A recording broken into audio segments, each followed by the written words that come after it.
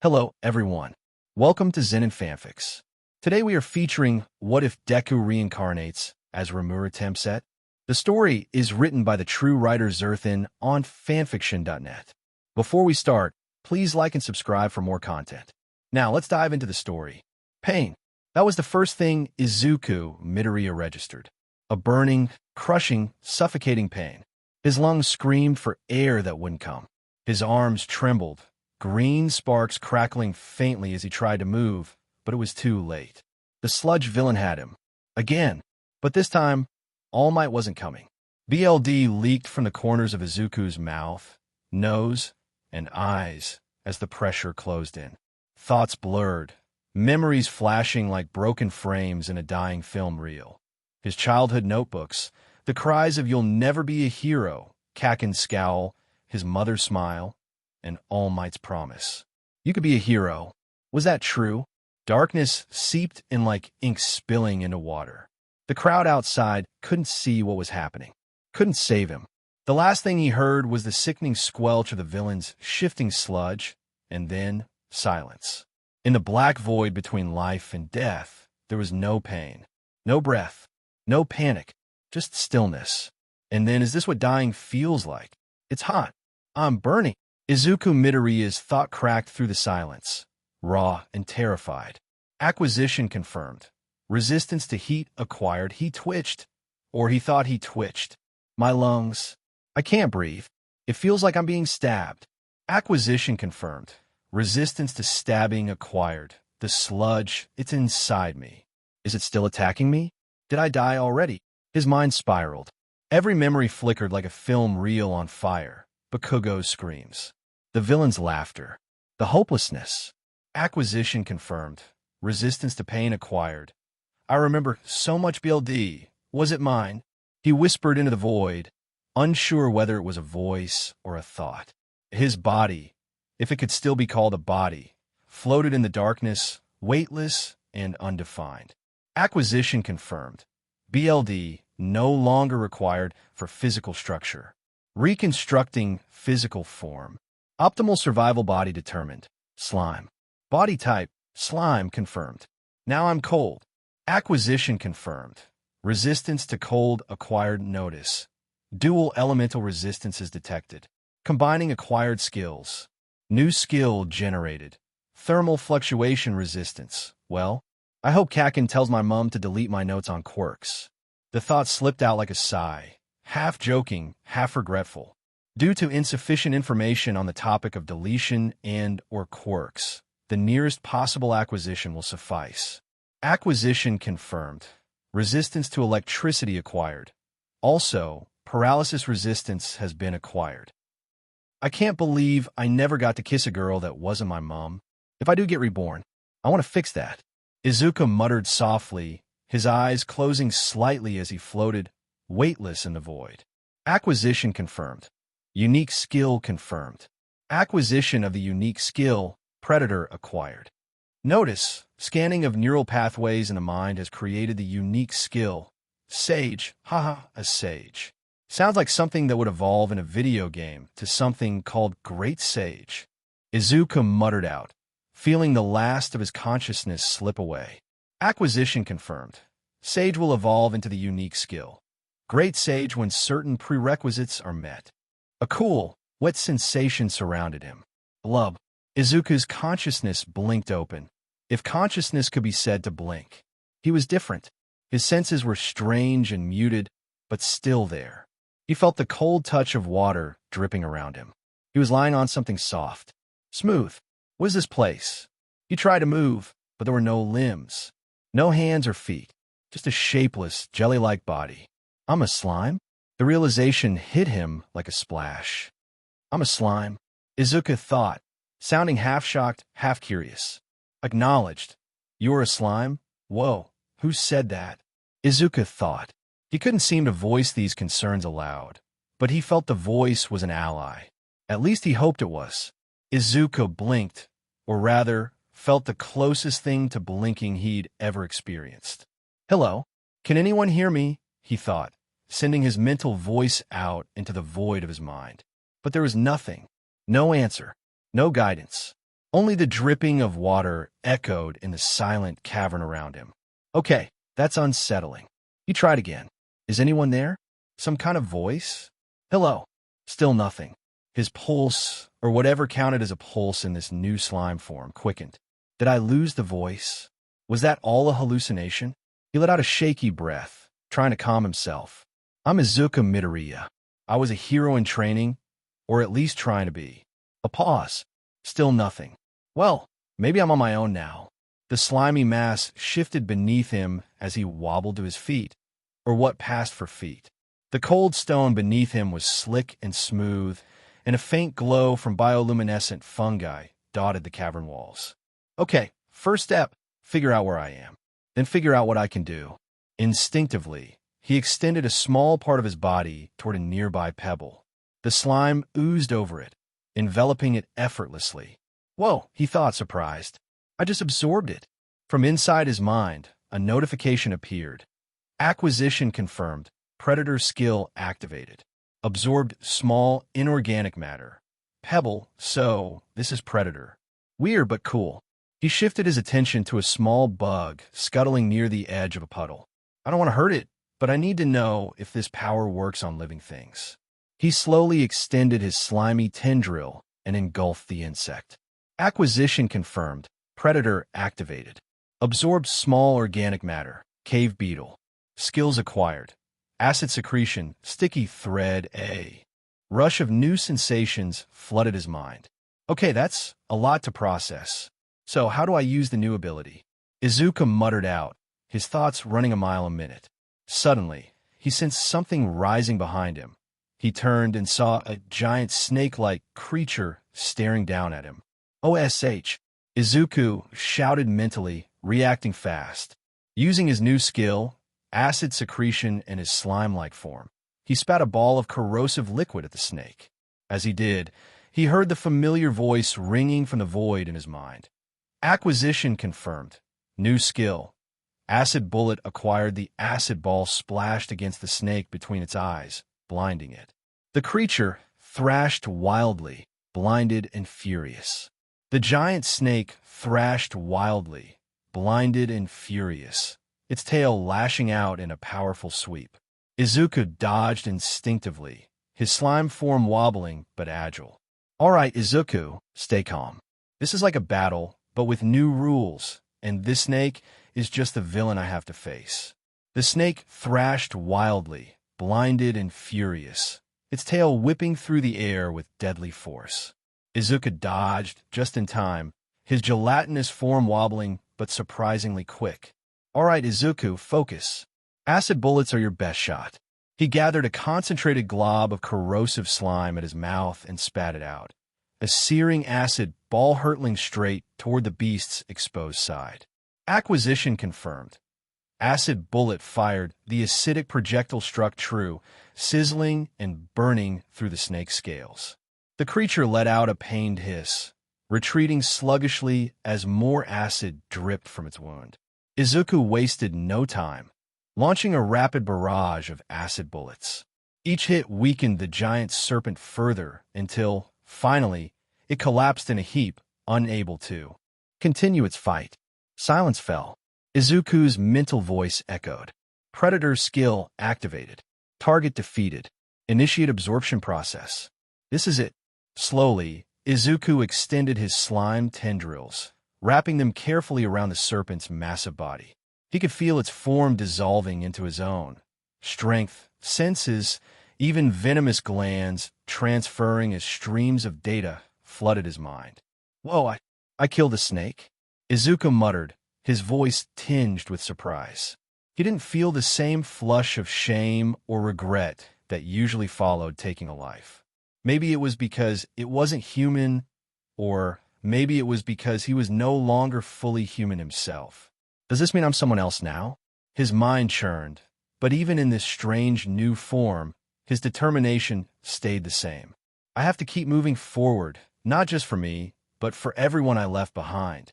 After absorbing the snake, Izuku's senses sharpened. The cavern around him suddenly felt alive with movement.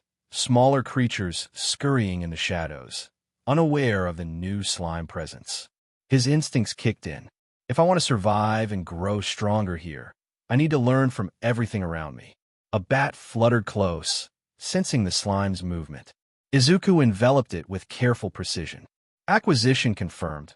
Absorbed small organic matter. Cave bat. Skills acquired. Echolocation, flight, limited. As Izuku absorbed the cave bat, a sudden sensation washed over him. A new awareness of sound vibrations, not just in his mind, but around him. Then, a strange thing happened. He tried to focus his thoughts, and to his surprise, a faint voice echoed in the cavern. "Hello? Can anyone hear me?" Izuku's voice was weak but real, his first words spoken aloud since his transformation. "Whoa, I can talk." He sounded amazed, a mix of wonder and disbelief. The voice inside his mind responded. Acquisition confirmed. Vocal cords enabled through absorption of cave bat. Grinning to himself, Izuku tested it again. Looks like absorbing the bat wasn't just about echolocation and flight. "I can speak now." Encouraged, Izuku turned his attention to the glowing plants nearby, their leaves shimmering with vibrant energy. He stretched a tendril out to absorb a few, feeling a gentle warmth spread through his form. "And these plants are great for healing. So with my slime body, can I make potions?" Izuku questioned out loud. As he does, he feels another creature appearing from the cavern. A giant centipede emerged, its segmented body writhing threateningly. Without hesitation, Izuku absorbed it as well. Acquisition confirmed. Absorbed medium organic matter. Giant centipede. Skills acquired. Poison claws, regeneration, poison claws, and quick healing. These will definitely come in handy. Each absorption added to Izuku's growing arsenal, molding him into a more versatile, powerful being. He paused, thinking about what came next. This world is full of creatures to learn from, and I'll need every advantage if I want to protect the people I care about. His resolve hardened. I might be a slime now, but I'm still Izuku Midoriya, and I'm going to survive here, no matter what. Izuku continued to explore the cavern, the faint glow from the fungi casting eerie shadows on the walls. His slime form shifted eagerly, ready to absorb whatever would make him stronger. A small group of giant spiders scuttled nearby, their many eyes glinting in the dim light. Without hesitation, Izuku extended his tendrils and engulfed them. Acquisition confirmed. Absorbed giant spiders. Skills acquired. Web creation, poison fangs. Enhanced agility, web creation, and poison fangs? That's pretty cool, Izuku thought, imagining all the ways he could use these in a fight. Further into the cavern, a pair of cave lizards basked on a rock. Izuku absorbed them next. Acquisition confirmed. Absorbed cave lizards. Skills acquired. Camouflage. Enhanced reflexes. Camouflage could come in handy for stealth, he mused. And reflexes, gotta keep sharp. The cavern walls trembled as a deep, thunderous roar echoed through the underground chamber. The very air seemed to crackle with raw power. Izuku's slime form quivered, sensing the overwhelming presence approaching. What in the world is that? He wondered, his instincts screaming both caution and curiosity. Suddenly, from the shadows emerged a colossal dragon, its scales shimmering like storm clouds, eyes burning with untamed fury. "Who are you, little slime?" the dragon said into Izuku's mind. Izuku panicked, staring up at the enormous dragon that seemed to be behind a wall of untapped power. "Can you talk, little one?" The dragon continued, not noticing Izuku's mid-panic babble. Izuku swallowed hard, or as hard as a slime could manage, and forced himself to stay calm. "Why, yeah, I can talk," Izuku replied, his voice small but steady. "That is good, little one. You're an odd slime, the first one I've seen for a while. Especially one as odd as you." The dragon's voice said inside Izuku's mind. His thoughts seemed to connect to the massive dragon. Izuku blinked, or whatever the slime equivalent was, and felt a strange warmth spreading through him. "Odd? I guess I'm used to that," he said softly, a small smile forming in his mind. "Well, little one, you stare up at Valdora, the storm dragon." The dragon now known as Valdora says, his mental voice brushing on Izuku's mind. Izuku's consciousness trembled at the sheer power behind the name. Veldora, the storm dragon, he whispered, feeling the weight of those words echo through his very being. I'm honored to meet you, Izuku thought, his resolve strengthening despite his new slime form. Veldora's presence surged like a thunderclap, vibrating through the cavern walls. Little one, your spirit is fierce. Perhaps together, we can change this world. Izuku's gelatinous form wobbled slightly as he formed a shape resembling a question mark, a rare expression for a slime. What do you mean by that? Izuku asked aloud, curiosity and confusion mixing in his mental voice. Veldora's booming presence seemed to soften, the stormy energy flickering with a hint of amusement. Your spirit is fierce, but your form is weak. You are a slime, a creature often seen as fragile and insignificant. Yet inside, you carry the heart of a dragon like I. Veldora's voice boomed, mixed with a sort of laugh from the dragon creature. Izuku's slime body pulsed with a mix of awe and determination as Veldora's words echoed in his mind. A heart of a dragon, huh? Izuku thought, a spark of hope flickering within him. Maybe being a slime isn't so bad after all. Veldora's laughter rumbled through the cavern, shaking loose small droplets of water from the ceiling. Exactly, little one. Together, our powers will grow beyond imagination. But first, you must give me a name. Izuku blinked, if slimes could blink, and felt the weight of the moment settle over him. A name, he echoed. Yes, a name is power. It binds us, shapes us, and marks the beginning of our bond. Izuku considered carefully. His mind raced with memories of heroes, friends, and the path he wanted to walk. Well, you're a strong dragon of the storms. To come from that, I believe Tempest would fit you. Izuku says with his entire form vibrating with excitement. Veldora's eyes glowed brighter, the storm within him roaring in approval. Tempest, he echoed, his voice rolling like thunder. A fitting name for one who commands the fury of the skies. Izuku's slime form shimmered as a new bond formed between them, an unspoken promise of strength, friendship, and shared destiny. Then from this day forward, Veldora declared, I am Veldora Tempest. And you, little slime, what is your name? Izuku Midoriya. Izuku mutters out, feeling odd about his name for some reason, like it shouldn't fit him in this new form. That sounds like a name a human would have. Were you once one little slime? Veldora asks, lowering his head down to see eye to eye with Izuku. Izuku told the sordid past of how he came to be before the great dragon of the storms, Veldora, who listened on with his full attention. Veldora's eyes gleamed with ancient power as he gazed down at the small slime before him. You've carried the heart of a hero through death itself. Izuku Midoriya, the storm dragon rumbled. But now, your old name belongs to the past. Izuku's form pulsed with anticipation, waiting for the new name that would mark his rebirth. With this name, you will forge your own path, a symbol of strength, hope, and change. Veldora's voice echoed through the cavern like a storm breaking free. From this day forward, you shall be known as Deku Tempest.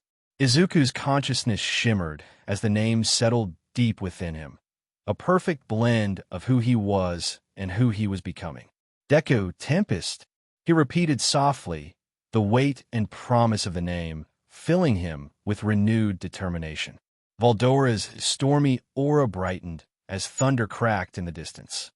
Together, Deku Tempest, we will carve a new legend into this world.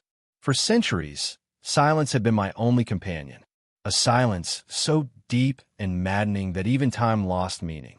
Until now, this small slime, no, this friend, appears before me, a creature brimming with curiosity, compassion, and potential. I have not seen one like this before, not in all my long existence. He calls himself Izuku Midoriya, an oddly human name, but I sense no ordinary human spirit in him. There is something ancient, something heroic buried beneath that gelatinous form. And now, he asks me, Veldora the Storm Dragon, a question. What do you mean by that? I chuckle inwardly, a deep, thunderous rumble echoing in this mental space we share. It has been far too long since I've had someone to speak to, someone who listens. You see, young one, I am not here of my own will.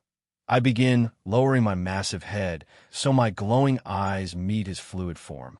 This prison, this cave, is my cage, one cast by a powerful human. A hero. His essence ripples, surprise perhaps. Understanding. Her name was Shizue Izawa. She was strong, too strong, even for me in my arrogance. She bore a mask and wielded a sword that could cut through even my magic. The memory strikes me harder than I expected. I pause. I fought to protect my pride, to roar and strike against humanity's rise. But she sealed me away using a forbidden spell. Unlimited imprisonment. I pull back slightly, watching him absorb my words like rain on dry earth. It binds the target within a suspended space, outside the normal flow of time. To the world, I was gone. Dead, perhaps. But in truth, I have been trapped in this stasis for over 300 years. These were the words Veldora said to Izuku, who sat motionless, his slime-like body gently pulsing with an inner light. Unlimited imprisonment. The name alone felt like a death sentence. A power that could remove someone from existence, not by destruction, but by erasure from relevance. Izuku shivered at the thought. They felt final, heavy, like chains forged from loneliness and sealed with the passage of time. That's awful, Izuku said at last, his voice quiet but firm. 300 years? And you've just been alone? Indeed, Veldora replied. Alone, forgotten, but unbroken. My spirit remains intact, though I admit the solitude has been suffocating. Izuku remained silent for a long moment, not out of fear, but out of empathy. He had known isolation, rejection, helplessness in another life, long ago, before this strange rebirth, before the voice in his mind, before he became anew, before he became Deku Tempest.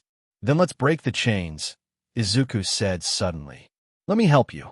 Veldora blinked, then laughed, a low, booming echo that shook the cavern like a summer storm rolling across the mountains. Huh, you speak boldly for a slime, young Deku, but I like that. I like you, Veldora said, his dragon maw curving in the image of a smile. Izuku nodded, resolute. Then we're agreed. I'll find a way to free you, Veldora. Just then, a voice echoed within Deku's mind, smooth, clinical, and familiar. Request. Activate unique skill sage to scan magical phenomenon unlimited imprisonment. And Izuku stiffened. Sage, he thought. Yes, he said aloud instinctively. A brief hum pulsed through his core, like a current of energy running backwards through time itself. Analyzing. Result. Seal classified as absolute barrier type. Spatial temporal suspension. Structure. Multilayered magic. Weak points. Theoretical. Anchored by sealed soul within construct. Probability of success with current skill set, 2.9%. Supplementary skill predator may allow internal assimilation of structure. Risk extreme. Outcome uncertain. Veldora's massive eyes narrowed. That expression, what just happened? Deku's body twitched with excitement and anxiety. I analyzed the seal. I might be able to absorb it using a skill I have. Predator. Deku didn't want to explain that he heard a voice that said it had a low chance to work. He knew he had to at least try to free Veldora. A pause, then another chuckle from the dragon, amused but impressed. You are full of surprises, Deku Tempest. Izuku pulsed brighter. Let's try. I'll be careful. Confirm. Use Predator to attempt absorption of unlimited imprisonment. Y/N yes, Deku whispered. Here goes nothing, he thought, gathering his slime mass. Slowly, carefully, his amorphous tendrils enveloped the shimmering barrier. A chilling sensation prickled through him, like swallowing a living storm. Inside his core, the seal felt like a cage made of crushing pressure and time itself. Dense layers of magic folded tight around a sleeping titan. Deku's form wavered under the immense energy, but his predator ability began to assimilate the structure, not to break it yet, but to contain it within himself. In an instant, Veldora's imprisoned form slipped past the barrier's edge, swallowed whole inside Deku's slimy body, trapped, yet protected within the prison of his prison. "I've got you, Veldora," Deku's voice echoed in his mind, resolute despite the heaviness pressing on him. Veldora's roar vibrated faintly inside the seal, muted but unmistakable. "You've swallowed me, but you cannot break the chains just yet, little slime, but I am in your debt if you can," the dragon's voice echoed, laced with both frustration and reluctant respect. Deku's slime body pulsed gently, stabilizing as the seal's magic settled inside. "It's inside me now. I'll find a way to free you, I promise." For now, the ancient seal remained intact, but its power was contained, and the bond between Deku Tempest and Veldora was sealed deeper than ever. "CRP, I should have asked Veldora how to escape this cave," Izuku said out loud in the empty room. A faint chuckling brushed upon his mind. It was Veldora's smug but respectable presence, now settling inside his slime form. "Well, I guess I start going in a direction, I guess," Izuku muttered to himself, feeling sort of like a hero in this moment. He was doing something that had a low chance of working, but he was going to keep at it. Why? Because he's a slime, a monster that doesn't go back on his word. The silence that followed Veldora's disappearance echoed through the cavern like a fading memory. Izuku, now alone in the vast space where the storm dragon once raged, pulsed gently, his slime form barely quivering in the low mana breeze. Notification. Scanning of unlimited imprisonment will begin. Analyzing time remaining. Unknown. Well, at least I have you to keep me company. Izuku, no, Deku Tempest, muttered to himself. He knew it was a long shot. A spell that sealed away a dragon like Veldora might never be broken in this lifetime. But as long as he kept to himself and used his unique skills to survive, Veldora's imprisonment would end, given enough time. "I guess I'll head in the opposite direction and hope I reach the exit," Deku said, just as he slid a slimy inch backwards and suddenly lost his footing, tumbling deeper into the cavern. Notification. You are now in water. The cold rush enveloped him instantly, his gelatinous form rippling as he adjusted to the sudden immersion. "CRP, I'm going to drown, wait. Why am I not drowning?" Deku thought to himself, feeling his slime body settle gently on the cave floor beneath the water. Acquisition confirmed. Unique skill, aquatic adaptation unlocked. Underwater breathing and movement enabled. Wait, does that mean? Deku began to say aloud. Yahoo! Deku continued using the new abilities he just acquired to move around in the water, as he does. Acquisition confirmed. Unique skill, water propulsion acquired. After a few moments of joyfully darting through the water, Deku's slime form began to experiment. He condensed a portion of his body, shaping it into a sharp, translucent blade of swirling water. Water blade? He thought, fascinated by the edge that shimmered in his slime form. With a swift flick, he sent the blade slicing through the water, cutting effortlessly. Acquisition confirmed. Skill. Water blade acquired. Not bad, Deku muttered. Next, he formed a small sphere of compressed water in front of him. Water bullet, he realized, focusing his energy to launch the projectile forward. It shot through the cave water with surprising speed, hitting a distant rock with a satisfying splash. Acquisition confirmed. Skill, water bullet acquired. Deku grinned inside his mind. If these skills help me survive, then I'll master them. The chill of the water slowly faded as Deku Tempest propelled himself toward the cave's edge, his slime body rippling with newfound confidence. His unique aquatic adaptation made swimming effortless, a new power that felt strange yet exhilarating. Emerging from the water, the air felt crisp against his gelatinous form. He glanced around the dim cavern, noticing clusters of bioluminescent plants clinging to the damp stone walls.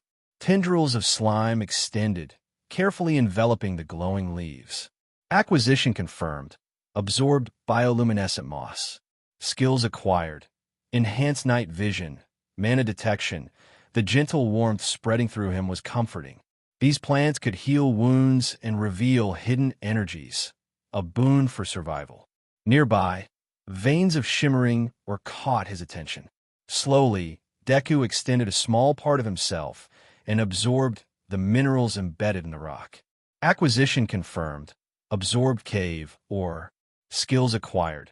Hardened form, mineral resistance. His slime body briefly hardened, feeling denser and more resilient. Further ahead, tiny insects scurried about. Without hesitation, Deku absorbed one, feeling a rush of new sensory data flood his mind. Acquisition confirmed, absorbed cave beetle. Skills acquired. Enhanced sensory perception. Every new absorption sharpened his instincts, preparing him for the unknown outside. Finally, Deku came across a giant door carved into the cavern wall. He paused, pondering how to open it. Notice, humans are approaching. 3 in total, at the familiar voice echoing in his mind. Deku darted behind a nearby rock, heart pounding as he waited. As sure as the day is long, the massive door groaned open. Standing at the cave's entrance were 3 adventurers, each strong-looking, battle-ready, and capable of popping Deku like a balloon. He froze, instinctively activating his camouflage skill learned earlier. His form shimmered, melding seamlessly with the stone behind him. The group passed by without noticing the faint slime hidden in the shadows. With a silent sigh of relief, Deku slipped past them, making his way toward the world above, a new chapter in his strange and wondrous journey. The sun shone bright over the goblin camp as Deku approached, the sounds of daily life echoing through the clearing. Children playing, warriors training, and murmurs of worried conversations. His slime form shifted cautiously, every sense alert. It seemed like everyone was watching him. Why? Inside the camp, the goblins watched silently as Deku arrived. Their leader, a grizzled goblin with a scar slicing through one eye, stepped forward and lowered his head in a deep bow. "You grace our presence, honored one. May we ask why you come to our humble village?" the grizzled goblin chief asked, tilting his head slightly. A confused look crossed Deku's slime form, and a small question mark bubbled up from his gelatinous body. The goblin chief motioned for Deku to follow him inside his tent, where the murmur of the camp faded into quiet shadows. The flicker of a small fire cast dancing light over rough-hewn walls, and the scent of herbs filled the air. "Sit, honored one," the chief said, settling onto a woven mat. Deku shifted uneasily, the sensation of the rough floor beneath his slime body strange and unfamiliar. Something twisted inside him. Uncertainty, maybe.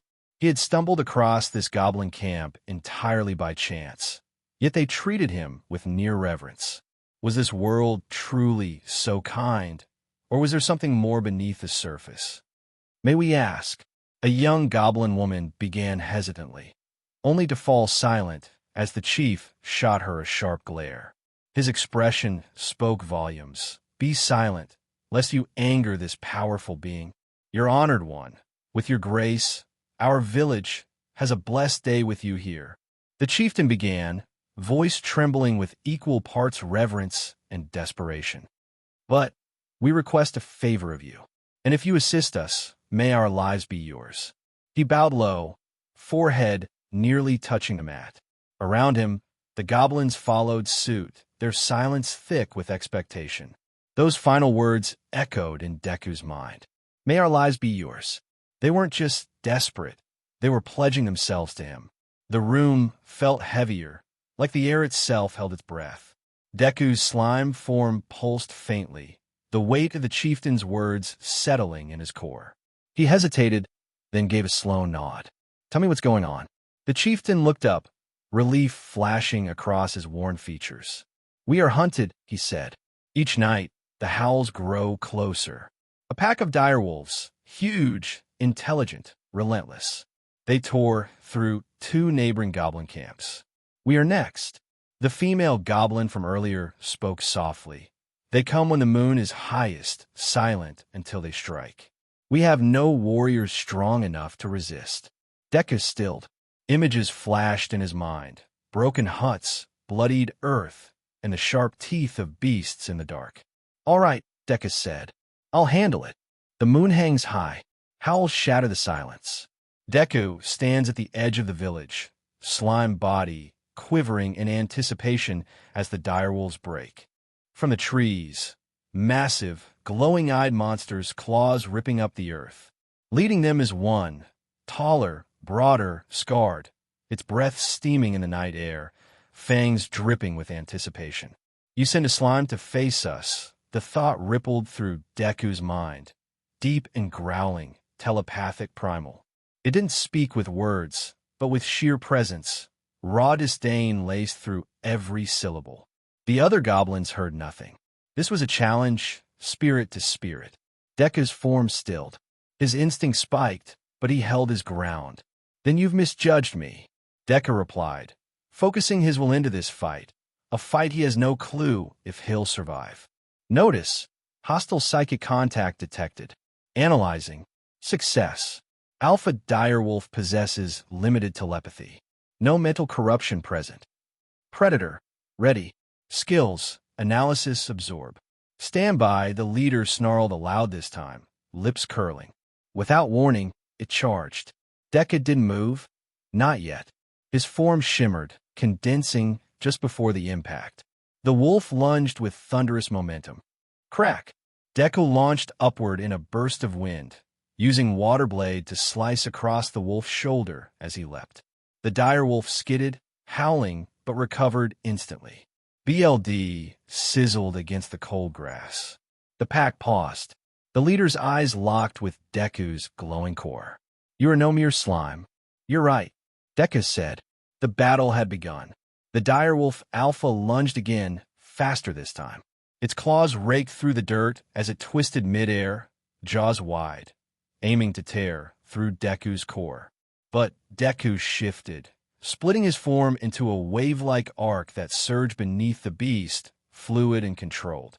He reformed behind the wolf, glowing greenish-blue for a flicker of a moment, his slime body humming. Water Blade. The compressed blade of high-speed liquid launched again, this time striking deep into the alpha's flank. The creature yelped, snarling as it turned, fangs clamping down on empty air. It tried to shake off the pain, but Deku was already moving again. Fast, predictive, focused. This wasn't just instinct, this was breathing. He leapt. Boom!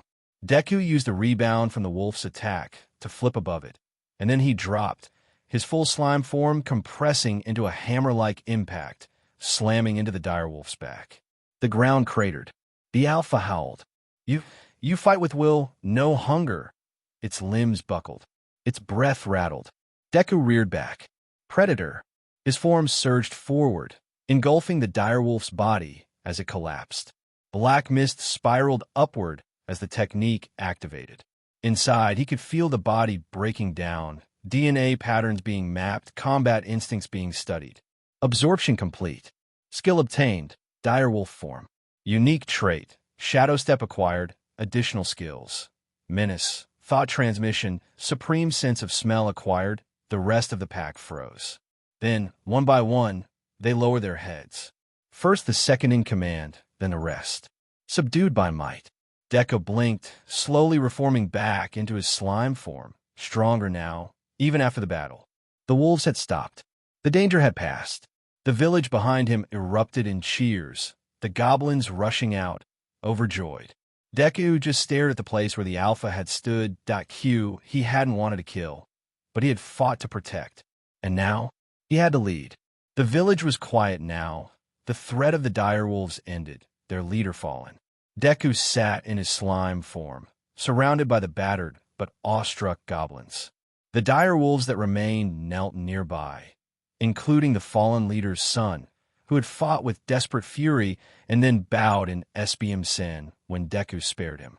The old goblin chief limped forward and bowed again, tears in his eyes. "You've saved us. Truly, you are worthy of worship. But we have no names. Our kind, we are born nameless, and die as such, unless gifted one by someone like you." Deku tilted slightly. This honored one thing, but he could feel it, magic, real and potent, tied to the act of naming. He hesitated, then nodded. "All right," he said quietly. "Let me try." He pointed a tendril toward the chief. "If your wisdom kept your people alive, I'll name you Ganzu." The old goblin's eyes widened, and his body began to glow faintly. Deku turned to a young goblin who had helped carry the wounded. "You showed courage. Your name is Koda." He kept going, one by one. Biku, Mira, Teiko, Doru. Each goblin glowed in turn as Deku gave them names, a warmth filling the tent with every spark of magic released. Finally, he looked toward the wolf, the son of the fallen leader. The beast met Deku's gaze without fear, lowering its head in shame. "You're not your father," Deku said softly. "You chose mercy, loyalty. That matters." He hesitated. "Then I name you Ranga." The wolf lifted his head, surprised. Then his body pulsed with energy, deeper, brighter than the goblin's before. Deku wobbled slightly, his slime body drooping with exhaustion. "WHO, that took more out of me than I thought." His vision blurred, and the tent spun around him as sleep forced itself upon him. A faint warmth filtered through Deku's translucent form as his consciousness slowly stirred. His slime body felt heavy, unfamiliar, yet comforting. Blinking sluggishly, he became aware of soft murmurs echoing around him. "Honored One, Master!" The voices whispered in unison. Opening his eyes wider, Deku's gaze settled on figures surrounding him. Goblins, taller, sturdier, their eyes sharp with newfound wisdom, and beside them, a massive wolf, its fur sleek and shimmering, eyes bright with loyalty. Notice. Evolution. Goblins have evolved into hobgoblin. Additional notice. Dire wolves have evolved into TMPSTWLVS. Whoa, what happened? Deku questioned. As he does notice, naming creatures has affected you. Significantly depleted magicules have recovered. Deku wobbled slightly, trying to sit up but feeling the unfamiliar weight in his slime body. The goblins around him stood taller and broader, their muscles visibly bulked up, faces sharper with a newfound confidence. Their usual rough edges had smoothed into something more disciplined, true hobgoblins. One of them stepped forward, a young female hobgoblin with bright eyes and a respectful bow. "Master Deku, we are stronger now because of your blessing." The massive wolf at Deku's side, Ranga, let out a low, rumbling growl of recognition and loyalty, brushing his sleek fur against Deku's form. Deku smiled weakly, still adjusting. "Looks like the naming really kicked in, huh?" From somewhere deep within, a quiet voice buzzed in his mind. Evolution progressing. Upgrade to. Commencing. Current status. Analyzing environmental and social changes. Deku blinked at the subtle notification, but said nothing. The voice's quiet evolution felt like a secret only he could sense for now. He looked around the hut, the air filled with a mix of reverence and hope. "All right, everyone, looks like we've got some growing to do, and some work ahead." Ranga barked softly, tail wagging. "Master," he said with clear affection, "we follow your lead." Deku took a deep breath, feeling a new surge of determination swell inside his slime core. The journey he began in a cave led him here, and it felt like it was only beginning. Deku rose carefully, his slime form rippling as he steadied himself. The hobgoblins watched him expectantly, while Ranga remained close, ears perked. "All right, everyone," Deku began, his voice calm but firm. "To protect the village better, I want all of you to pair up with a Tempest Wolf. Work together, train together, understand each other." A murmur ran through the room, but the hobgoblins quickly nodded. They had seen the strength in Ranga and his pack, allies who could fight beside them. One of the stronger hobgoblins stepped forward, glancing at a nearby Tempest Wolf. The wolf growled softly but lowered its head, accepting the bond. "Master Deku," the hobgoblin said, "we will do whatever it takes." Ranga gave a sharp bark, his eyes shining fiercely. "We follow your lead, Master." Deku smiled, the weight of responsibility settling on his slime form. "Good. This is just the beginning. We grow stronger, together." Later that day, The hobgoblins had begun pairing off with their new Tempest Wolf partners, already working together to patrol the edges of the forest and train near the outskirts. The village, if it could even still be called that, was buzzing with activity. Deku sat near the fire inside the chieftain's tent, the soft flicker of light casting dancing shadows against the woven walls. Gonzu, the newly evolved chieftain, stepped forward and knelt respectfully before him. "Honored one, Master Deku," Gonzu began, his voice deeper and clearer than before. "Thanks to your blessing, our people have gained strength, dignity, and hope." Deku shifted slightly in his slime form. "I just gave you names. You're the ones doing the hard work." Gonzu shook his head. "Without you, we would have been wiped out. You didn't just give us names. You gave us a future." He lowered his head once more, then looked up with solemn determination. "And now, we wish to build more than a camp of survivors. We wish to build a home, a village, one worthy of protecting. But for that, we need a name." Deku blinked. "You want me to name the village?" "Yes, master," Gonzu replied without hesitation. "We wish for this place to carry a name chosen by the one who saved us." For a moment, Deku was quiet, the crackling fire the only sound in the tent. A part of him felt unworthy of such an honor, but another part, the one growing into a leader, understood the weight of this moment. A name, something strong, something hopeful, something new. "Ayuden," Deku said after a couple of tense seconds of silence. The word lingered in the air like a spark waiting to catch. "Ayuden," Deku repeated softly, more certain this time. "It means legend of heroes. Not just mine, but all of ours. Everyone here has fought to survive. You've earned that name." Gonzu's eyes widened. Around the tent, the other hobgoblins who had gathered stood a little taller, the meaning sinking in like roots into fresh soil. "A place where legends begin," Gonzu whispered before rising to his feet. "So be it. From this day forth, our home shall be called Ayuden." A ripple of affirmation echoed from those in the tent. Outside, the name spread fast. Ayuden. Master Deku named it. A new start. The sounds of celebration gradually grew louder until the whole camp seemed to pulse with energy and renewed purpose. The campfires burned brighter, tools clinked as construction began in earnest, and paired groups of hobgoblins and tempest wolves trained with twice the fervor. Back inside the tent, Deku stared into the fire, a faint glow pulsing from within his core. From deep within, the familiar voice of his evolving system stirred once more. Notice, evolution of skill sage, reaching threshold. Trigger condition met, preparing for upgrade. He said nothing, but he felt it. His journey wasn't just about surviving anymore. Now, it was about building something worth protecting.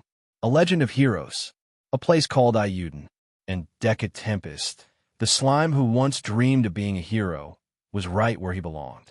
Later that evening, as the camp settled into a quiet hum beneath the starlit sky, Deku remained by the fire outside his tent. Ranga lay curled beside him, his tail twitching gently in his sleep. The sounds of construction echoed faintly in the background. Hobgoblins raising supports, sharpening tools, rebuilding their home into something worthy of its new name, Ayuden. Gonzu approached once more, this time carrying a scroll tied with bark fiber string. He knelt again, offering it with both hands. "What's this?" Deku asked, extending a small tendril to accept it. "A map, Master," Gonzu explained, "of this region and beyond, passed down from wandering traders long before the wolves began their attacks." Unfurling the map, Deku noted their forest region, unnamed on the parchment, and beyond it, nestled in a ring of protective mountains, was a name scrawled in bold, confident lettering, Kingdom of Dworgen. Dworgen, Deku murmured aloud. Gonzu nodded. A city carved into the mountain by dwarves. It is said they possess unmatched knowledge in blacksmithing, architecture, and potion-making. Their warriors are said to be fierce and honorable. Deku's eyes lit up. That sounds incredible. If we're going to keep this village safe, we're going to need real tools, medicine, building knowledge, everything. Gonzu smiled faintly. Exactly. We've done all we can with what little we have. But if anyone can help us build Ayuden into something lasting, it is the dwarves of Dworgen. Deku tapped the map thoughtfully. Then we'll go there. Ganzu's expression tensed slightly. It is not an easy journey, Master. The wilds between here and the mountains are dangerous, and the gates of Dworgen do not open freely to outsiders. I figured it wouldn't be easy, Deku replied with a soft, determined grin. But if I'm going to lead, I need to learn, and we need allies. So we'll find a way. He paused, considering the map and mentally reviewing what they had on hand. Monster drops, rare plants, mana-infused minerals, maybe even a few crafted items the goblins had cobbled together over the years. Tomorrow, Deku said firmly after a few mental calculations, Ranga and I will head out early. We'll gather what we can, ores, herbs, anything we can use for trade. Ranga stirred beside the fire, his ears flicking as he opened one eye. Understood, Master. I shall accompany you wherever you go. We don't need to show up empty-handed, Deku continued, turning to Ganzu. If this city is full of master blacksmiths and alchemists, we should bring them things they'll value. Ganzu nodded slowly, pride glinting in his now wiser eyes. Very well. I will instruct the others to prepare what little materials we have in storage. Some of the ores and herbs that remained hidden during the raids might still be useful. I'll leave before sunrise, Deku said. Ranga and I can scout the surrounding areas. If we find anything rare, we bring it back. If not, we still go to Dworgen. Ranga rose, stretching his muscular form with a low growl of anticipation. I shall clear the path ahead, Master. None shall block your journey. As the fire flickered low and the village quieted into sleep, Deku looked out toward the horizon. One step at a time, he thought. That's how heroes grow. That's how I'll protect them. At dawn, soft golden light spilt over Ayuden as the newly strengthened hobgoblins moved with purpose. Crates were filled with monster hides, medicinal herbs, and chunks of raw or scavenged from old mines. Pottery and basic carved tools were neatly stacked, primitive but heartfelt tokens of the village's rebirth. Ranga stood tall beside Deku, fur bristling with anticipation as they watched the village bustle behind them. Ready, Ranga? Deku asked, his voice a blend of nerves and focus. Always, Master. They dashed into the trees, the forest parting before them like wind through leaves. Ranga moved like a shadow between the trunks, his senses sharp. Deku trailed behind, hopping between branches and stones, using water propulsion to navigate the terrain. He absorbed wild mushrooms and sparkling insects, noting every useful trait. Skill acquired. Minor poison resistance, skill acquired.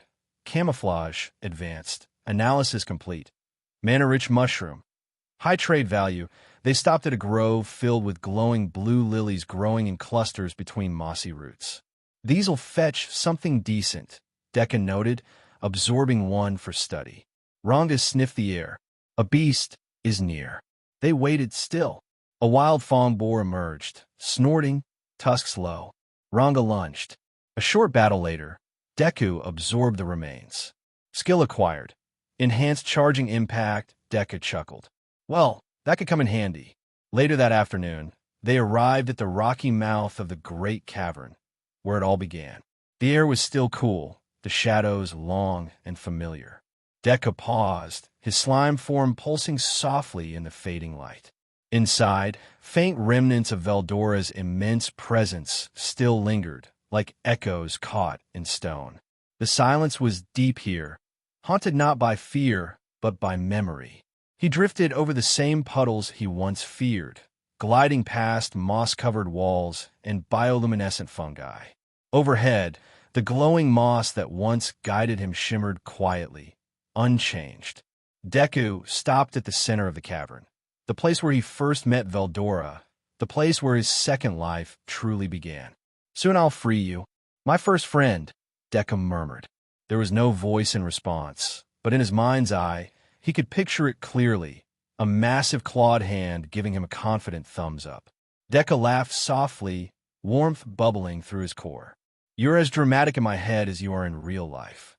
He hovered in silence for another moment, then turned away from the shadows and drifted toward the light. Ranga padded beside him, silent and watchful. The past still waited in that cave, but the future was calling. Before the last embers of sunlight had faded, the village of Ayuden moved with purpose. Hobgoblins prepared quietly but efficiently, their tempest wolves at their sides. Supplies were packed, weapons checked, and watch rotations confirmed. The village buzzed not with panic, but with confidence, built on newfound strength and trust. A few paused to bow respectfully as Deku passed by, perched atop Ranga's back. His slime body glistened softly in the last golden rays, pulsing with anticipation. At the edge of the village, Gonzu awaited them. A travel pack slung over his shoulder, and a carriage in the background sat surrounded by hobgoblins, awaiting Deku and Ranga. He stepped forward and handed it over with both hands. "Provisions, maps, and all we have gathered for you. Honored one," he said. "This should help you trade, or at least earn audience." Deku dipped forward, mimicking a bow. "Thanks, Gonzu. We'll bring back what we can. Knowledge goods, maybe even allies." The chieftain bowed deeply in return. "Safe travels, Master Deku. May the skies and the land watch over you." With a sharp bark and a leap, Ranga bounded into the trees, his large paws thudding against the earth as they broke into a smooth, powerful run. Deku stayed balanced with ease, riding the pulse of his companion's stride. Behind them, the carriage rolled steadily along the forest path. The forest blurred past them in streaks of shadow and light, birds scattering from the treetops as they passed. The scent of moss and wildflowers filled the air. Deku's thoughts wandered as they rode, toward Dworgen, toward the secrets of this world, toward his strange and growing responsibilities. He wasn't just trying to survive anymore. He was trying to build something worth surviving for. And it all began with understanding this world, and the people who shaped it. "All right, Ranga," Deku said, as the trees began to thin into rocky foothills. "Let's go meet some dwarves." Ranga howled in agreement, his voice ringing across the land, loud, wild, and full of purpose. The gates of Dworgen rose before them like a titan's fortress, hewn from dark stone and metal, glimmering faintly with veins of magicite that pulsed with ancient power. The steady roar of waterfalls and the rhythmic clang of hammers echoed from within, filling the air with a symphony of industry and life. Deku's slime form shifted anxiously as he stepped off Ranga's back, the cold stone beneath him unfamiliar and solid compared to the soft earth of Ayuden. Around him, dwarves in heavy armor patrolled with watchful eyes, their faces set in proud determination. From the carriage, a small hobgoblin dressed to be presentable steps off from a seat. The hobgoblin's sharp eyes flicked around cautiously as he adjusted his travel cloak. His muscles, still firm from recent evolution, flexed slightly with nervous energy. Deku's gaze met his as the hobgoblin approached. "Master Deku," he said respectfully, "I am Baku. I asked to come along to witness this journey and to learn what lies beyond our home." Deku smiled gently, the familiar sense of responsibility settling in. "Good to have you, Baku. This place is new to all of us, but together we'll figure it out." The massive gates creaked open, revealing a sprawling city carved into the mountainside. A bustling network of stone streets, forges blazing bright, and dwarves moving with purpose. Deku took a slow breath. "All right, Ranga, let's see what Dworgen has to offer." The massive gates of Dworgen loomed before them, iron-bound and etched with ancient runes that flickered faintly in the fading light. A line of stern-faced, dwarven guards stood firm, their broad shoulders and heavy armor making them look like immovable statues. Deku slid off Ranga's back, his slime form shimmering gently as he stepped forward. Clearing his throat, he addressed the lead guard with calm determination. "I am Deku Tempest, leader of the Goblin tribe, Ayuden," he said clearly. "I come seeking trade and alliance. My companions, and I mean no harm." The guards exchanged skeptical looks, their eyes lingering on the massive wolf standing silently at Deku's side. Before the guards could respond, a loud commotion erupted near the gate. A group of unruly ruffians jeered and shoved their way through the crowd, clearly spoiling for trouble. One of them spotted Deku and barked, "What's this slime and that mutt doing here? Think you can stroll into Dworgen like you own the place?" Deku remained calm, stepping back and motioning toward Ranga. "This," he said, voice steady, "is Ranga, my companion and protector. He's no ordinary wolf. If you want a problem, he'll give you one." At that, Ranga's eyes glowed with fierce loyalty as he growled low and steady, his massive form bristling with controlled power. The ruffians hesitated, the tension thick in the air. The guards moved in swiftly, keeping order as the gates slowly opened. The massive gates of Dworgen creaked open, revealing a line of dwarven guards standing tall and proud behind the threshold. Their faces were etched with years of hardship and pride, their armor gleaming under the city's torchlight. One of the guards stepped forward, folding his arms and eyeing Deku intently. "So, you're the slime leading a goblin to the gates? That's not something we see every day." Another guard grunted, eyeing Deku suspiciously. "We've heard some traitors have arrived. Is that you, slime?" A third guard smirked, shifting his weight. "What brings a slime and a goblin to Dworgen? Looking for trouble or just lost?" Deku's slime form pulsed gently as he met their gazes. "Neither. I'm here seeking trade and alliance, for my people and yours." Ranga stood silently by Deku's side, his keen eyes scanning the guards, muscles tense but controlled. The lead guard's expression softened slightly. "We'll be watching. Dworgen doesn't take kindly to those who come with ill intent." Another guard nodded. "Show us you're worth the chance, and we might find common ground." With a slow nod, the gates opened wider, inviting Deku and his companions inside. "Welcome to Dworgen, Deku Tempest. Let's see what you're made of." The heavy gates of Dworgen closed behind Deku and his companions with a solid thud. The city's streets bustled with dwarves clad in sturdy leather and iron, the clang of hammers ringing from distant forges blending with the chatter of merchants and townsfolk. As Deku moved forward, curiosity and suspicion followed his every step. Whispers floated through the crowd. "A slime among us? What does he want? That goblin looks dangerous." Suddenly, from the edge of a busy market square, a rough hand shot out, grabbing at Deku's slimy form. "Hey, what's this slime doing in Dworgen?" A burly dwarf sneered, shoving Deku hard. Deku recoiled instinctively, but did not retaliate. "I'm here in peace. Please don't." The shove sparked a ripple of chaos. Other dwarves quickly joined, shouting accusations.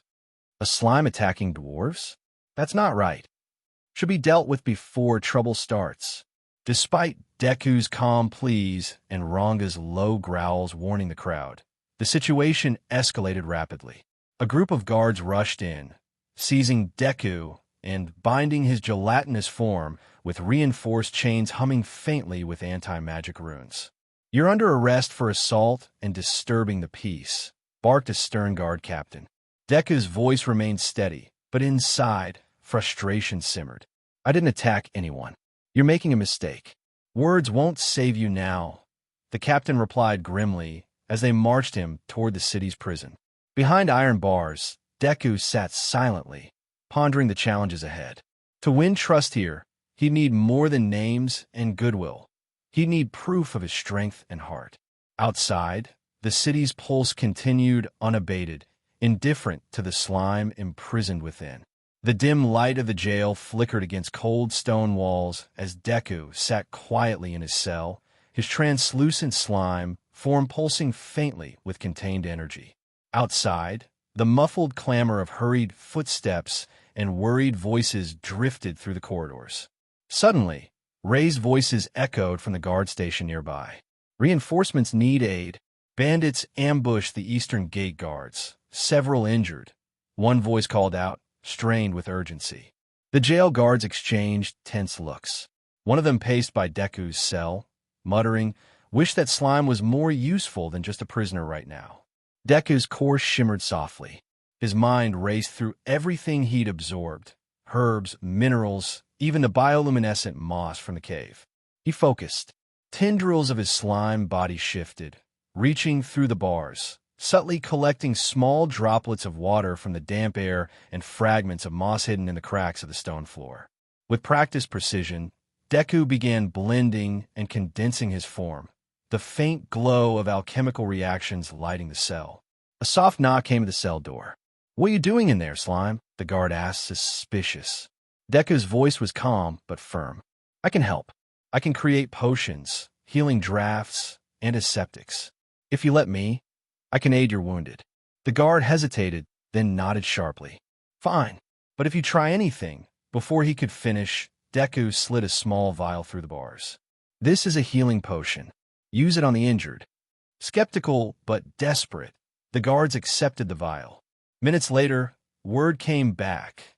Wounded soldiers were recovering faster than expected. The guard captain, a gruff dwarf with a scar slicing his cheek, stormed to the cell.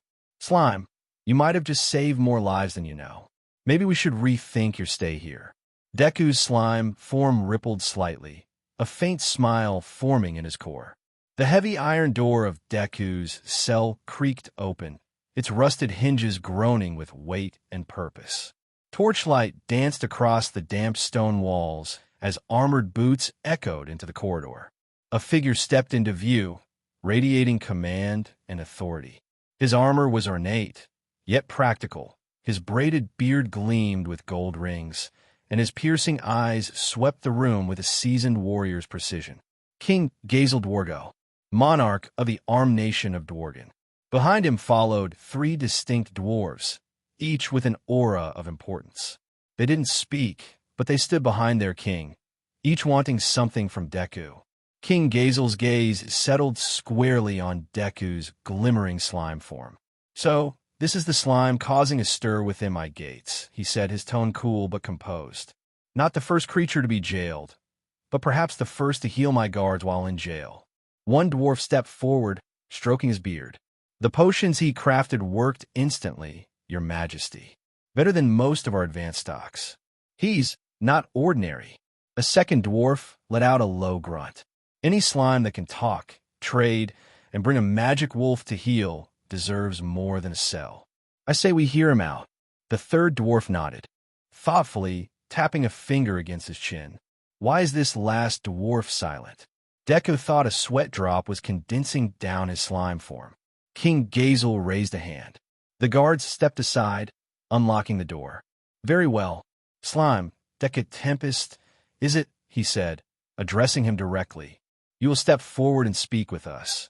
Not as a prisoner, but as a guest, for now." As the cell door opened wide, Deku could feel the intensity of their scrutiny, but also, beneath it all, a glimmer of interest. The next few words could shape his future in Dworgen. As the heavy cell door swung open, the torchlight illuminated Deku's glistening form. He slid forward cautiously, the eyes of the king and his companion sharp but unreadable. Just as Deku crossed the threshold, a nervous voice piped up from behind him. "And Master Deku? Should I stay here? They didn't unlock my door." Deku paused and turned slightly. In the dim light, a small hobgoblin stood at the back of the cell, fidgeting with the hem of his tunic and looking thoroughly overwhelmed by the entire situation. His oversized ears twitched with anxiety. This goblin, an energetic, loyal tag-along with a knack for falling into trouble, had followed Deku from Ayuden, insisting he could guard the cart and become a real adventurer. The guards glanced at him and shrugged. "That one." He kicked himself in the face, trying to show off, one muttered. "Didn't even make it into the city proper before tripping over a bucket." Another added, trying to stifle a laugh. Deku chuckled slightly, the gesture making his slime body quiver. "Yeah, he's with me. Let him out too, if you don't mind." King Gazel raised an eyebrow, then gave a small nod. "He stays for now. Consider it incentive." The goblin blinked. What kind of incentive?" The door slammed shut. Deku sighed. "Just stay calm. I'll sort it out." The hobgoblin gave a thumbs up with trembling hands. "Why, you got it, Master Deku. I'll hold the fort in here."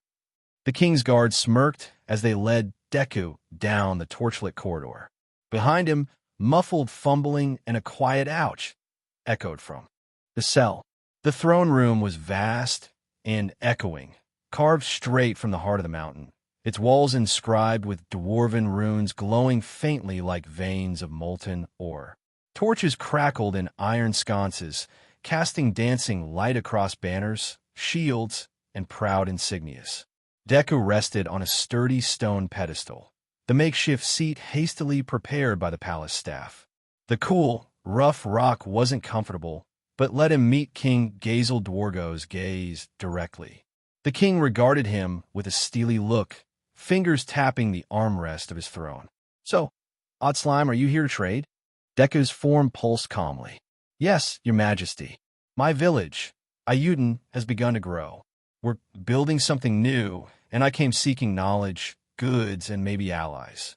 King Gazel stroked his beard, clearly unimpressed, yet not dismissive. "Many come to Dworgen for trade," he said. "Few bring a goblin or a giant wolf. Fewer still cause brawls at the gate and end up imprisoned."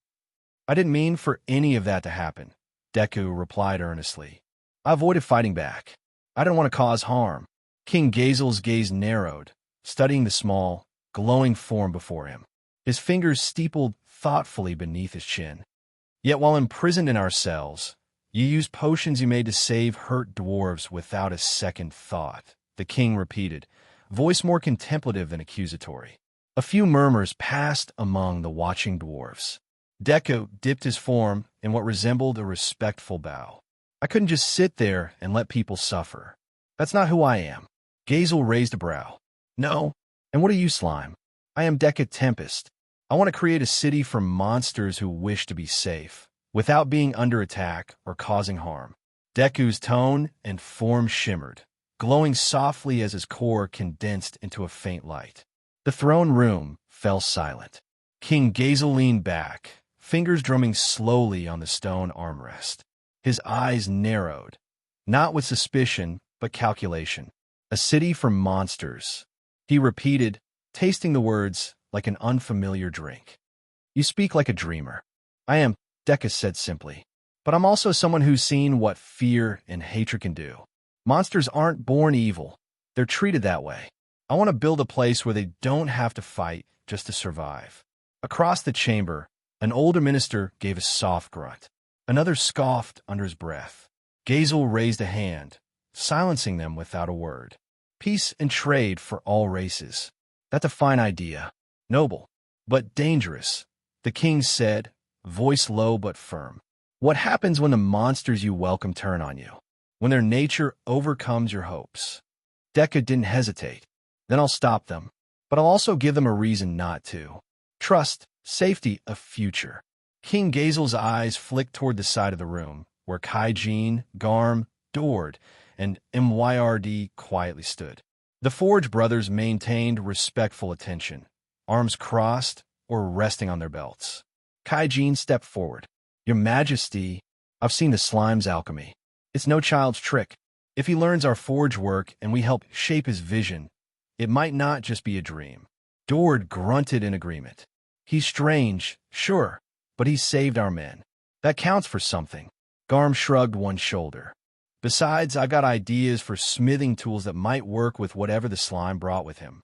Myrd gave a silent nod. A simple, "Why doesn't he talk?" Deku thought, annoyed by the last dwarf for some reason. King Gazel looked back at Deku thoughtfully. "You may stay in the city, help out with the dwarven smiths, and if you do a good job, you may leave without further incident. I guess I'm working with these dwarves, at least they seem helpful." Deku thought. The roaring flames of the forge cast flickering shadows across the cavernous workshop, filling the air with heat, smoke, and the sharp tang of molten metal. Around the massive anvils and bellows, the four Forge brothers moved with practiced precision, their calloused hands shaping steel with relentless skill.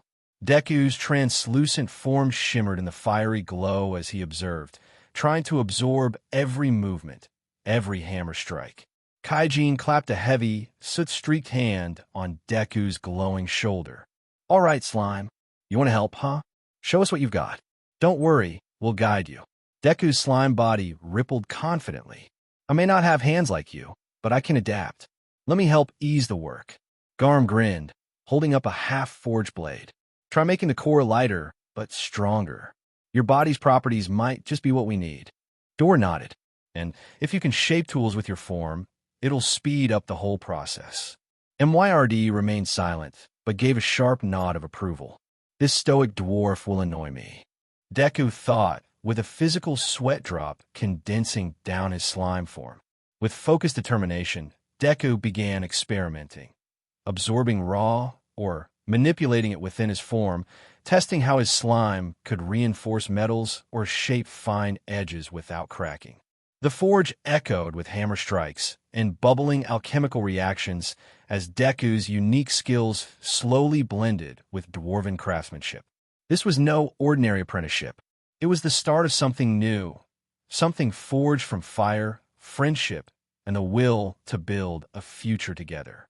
The forge's heat was nearly unbearable, but Deku's slime form shimmered steadily beside the dwarven brothers as they presented their latest attempt. A gleaming sword, forged with all their skill and care. Kaijin held the blade up to the flickering torchlight. We made this one 10,000 times stronger than usual. It should be nearly indestructible. Garm grunted, but trying to make more copies has been a nightmare. None of the others hold up, crack, or dull in no time. Just then, the heavy clang of boots echoed through the workshop. Vesta strode in, his white cloak billowing behind him, glasses catching the glow of the forge fires. He eyed the sword with a dismissive smirk. Is this the best you dwarf can manage? Pathetic. Kaijin's brow furrowed. Vesta, we're working with the best techniques we know. Best techniques? Vesta interrupted, waving a hand. Your methods are outdated and primitive. No wonder you can't replicate a blade of such caliber. Deku's form pulsed, sensing the tension rise. Vesta stepped forward and tapped the sword's edge lightly with a gloved finger. If you want true perfection, you need innovation, not brute strength and tradition. Kaijin's voice was firm. We value tradition and skill. That's what build Dwarden. Vesta laughed coldly, shaking his head as he strode toward the forge's exit. And that's exactly why you'll never reach perfection. His cloak billowed behind him as he vanished through the doorway, leaving behind a heavy silence and simmering tension. The forge grew quiet, the air thick with anticipation as Deku's glowing form shifted closer to the gleaming blade resting on the anvil. I'll give it a try, Deku said, voice steady but calm. His slime body rippled, translucent tendrils extending like delicate fingers toward the sword. Slowly, the shimmering slime began to absorb the metal surface, melding with it, flowing through the intricate edge and core. A faint blue glow pulsed from within Deku's form as the alchemical process took hold. Around the workshop, the Forge brothers watched with a mixture of awe and skepticism. Within moments, Deku's form pulsed brightly before releasing a soft shimmer. And where the original sword lay, now stood a similar copy down to the design on the hilt. Kaijin's eyes widened in disbelief. He did it. He duplicated the blade. Garm gave a low whistle. This could change everything. MYRD nodded with wide eyes. This dwarf. Deku's thoughts bubbled into semi-rage, but that died when he stared face-to-face with the smiling face of Kaijin. Can you do more slime? Kaijin asked. Deku nodded slowly, returning the grin with his version, a slime version of a smile. Later, in the dim glow of a lively tavern, the Forge brothers led Deku, joking and teasing him as the pile of duplicated swords lay behind them, shining like a promise of new possibilities. Deku found himself sitting awkwardly in the lap of one of the barmaids, feeling a strange mix of embarrassment and comfort. He wished for a better form to feel less out of place. So Hick, this idea of yours, Dord slurred, his face flushed as he leaned in across the table, building a city from monsters. You really think it'll work? Before Deku could answer, a loud voice cut through the warm din of the tavern. Where is Kaijin? Vesta's voice boomed as he strode in, flanked by his loyal supporters. You're here drinking off your spare time while you could finish the order of swords I requested, Vesta continued, standing face to face with Kaijin, who didn't bother rising, still finishing his mug of ale. Kaijin took a slow, deliberate sip, then set the mug down with a soft thud. "Vesta," Kaijin said steadily, meeting Vesta's sharp gaze. "We finished the order and delivered them to the capital, with receipts and a signed notice from the guard." Vesta's smug grin faltered, turning into a pale grimace. "How?" Vesta questioned. Before he could get an answer, he stormed off from the bar, leaving behind the smug, smiling faces of the dwarven brothers behind. "That guy needs a chill pill," Deku thought, staring back at the smiling faces of the dwarven Forge brothers. "So, Slime Buddy, if the king goes for it, would you be interested in hiring our brothers for your city?" Kaijin asks, staring face to face with Deku. "Huh," Deku thought, his slime form contorting to a shocked expression. As the first light of dawn spilt through the window, it brushed against Deku's face, coaxing him awake. The soft warmth contrasted with the cool stone walls of the guest room King Gazel had graciously allowed him to use during his stay in Dworgen. At the foot of the bed, Ranga sat upright, tail spinning in lazy, helicopter-like circles. Each flick sent small whirlwinds skittering across the floor, lifting loose papers into the air like startled birds. "Master awakes," Ranga barked cheerfully. "I have a notice from the hobgoblins. They request your return to Ayuden as soon as possible." Deku rubbed the sleep from his eyes, watching another flurry of papers twirl past his face. "Tell Gonzu to take care of running things until I get back," he said, his tone mild, though a trace of annoyance slipped through at the thought that he hadn't done this before leaving for Dworgen. "I shall pass on Master's message to your loyal ones in Ayuden," Ranga declared proudly, before vanishing into his own shadow in a blink. The room fell still again, save for the last drifting sheet of parchment spiraling to the floor. The shadows stretched long in the early morning light of Ayuden as Ranga emerged from the ground, his massive wolf form casting a cool, dark ripple across the village square. Hobgoblins paused in their work, bowing respectfully. "Master sends his words," Ranga announced, his tail swishing proudly. "Gonzu will lead until Master returns." Gonzu, tall for a hobgoblin, with a steady gaze and broad shoulders, stepped forward, arms crossed. "I'll make sure things run smoothly, Ranga. Tell the boss not to worry. We'll keep Ayuden standing strong." Several younger hobgoblins muttered excitedly among themselves, their eyes shining with pride at the mention of Deku's name. Ranga gave a satisfied huff. "Good. If anyone causes trouble, I will know." His golden eyes gleamed in a way that made more than one goblin straighten their posture. With that, Ranga dipped back into his shadow, leaving a soft ripple in the dirt where he had stood. The grand audience chamber of Dworgen was silent save for the faint echo of armored guards shifting their stances. Golden light streamed through the tall windows, illuminating King Gazel Dwargo upon his throne, his sharp gaze fixed on the small, unassuming figure before him. Deku bowed politely, his slime form dipping slightly. "You requested my presence, Your Majesty?" Gazel studied him for a long moment, his expression unreadable. "I did. You've made quite an impression since arriving in my city, Slime. You've repaired a failing forge order, drawn the loyalty of some of my finest craftsmen, and according to my scouts, you have the strength to rival even my royal guard." Deku stayed silent, unsure if this was praise or a warning. The king rose from his throne, each step forward resonating on the marble floor. "Why have you come to Dworgen?" Truly, his eyes narrowed slightly. "Do not mistake me. Your actions so far have been beneficial. But I am no fool. Power such as yours is rarely without ambition." Deku hesitated, then spoke honestly. "I don't want your throne or your land. My goal is to build a home, a safe place for monsters, where they don't have to fear humans or other nations. That's all." Gazel's gaze lingered on him, measuring. Finally, a faint smile tugged at the corner of his mouth. "Oomph. I've heard many promises from those with strength. Few mean them. Time will tell what you are, Slime." The tension eased slightly as the king stepped back toward his throne. "You may remain in my city until your business here is done. But understand this, should your path turn against mine, I will be the one to end it. Deku nodded slowly. Fair enough. As he left the chamber, Deku could still feel the weight of the king's eyes on his back. Not hostile, but watchful. Later in Dworgen, Deku rode atop Ranga, the Tempest Wolf's easy stride carrying them through the bustling stone streets. Merchants hawked their wares, dwarves argued over prices, and the air smelled of hot metal and spiced ale. Deku was quietly enjoying the view, feeling oddly at home in the ordered chaos. From the shadowed mouth of an alley, a figure stepped out, Vesta clad in his polished crimson robes, the gold trim catching the sunlight.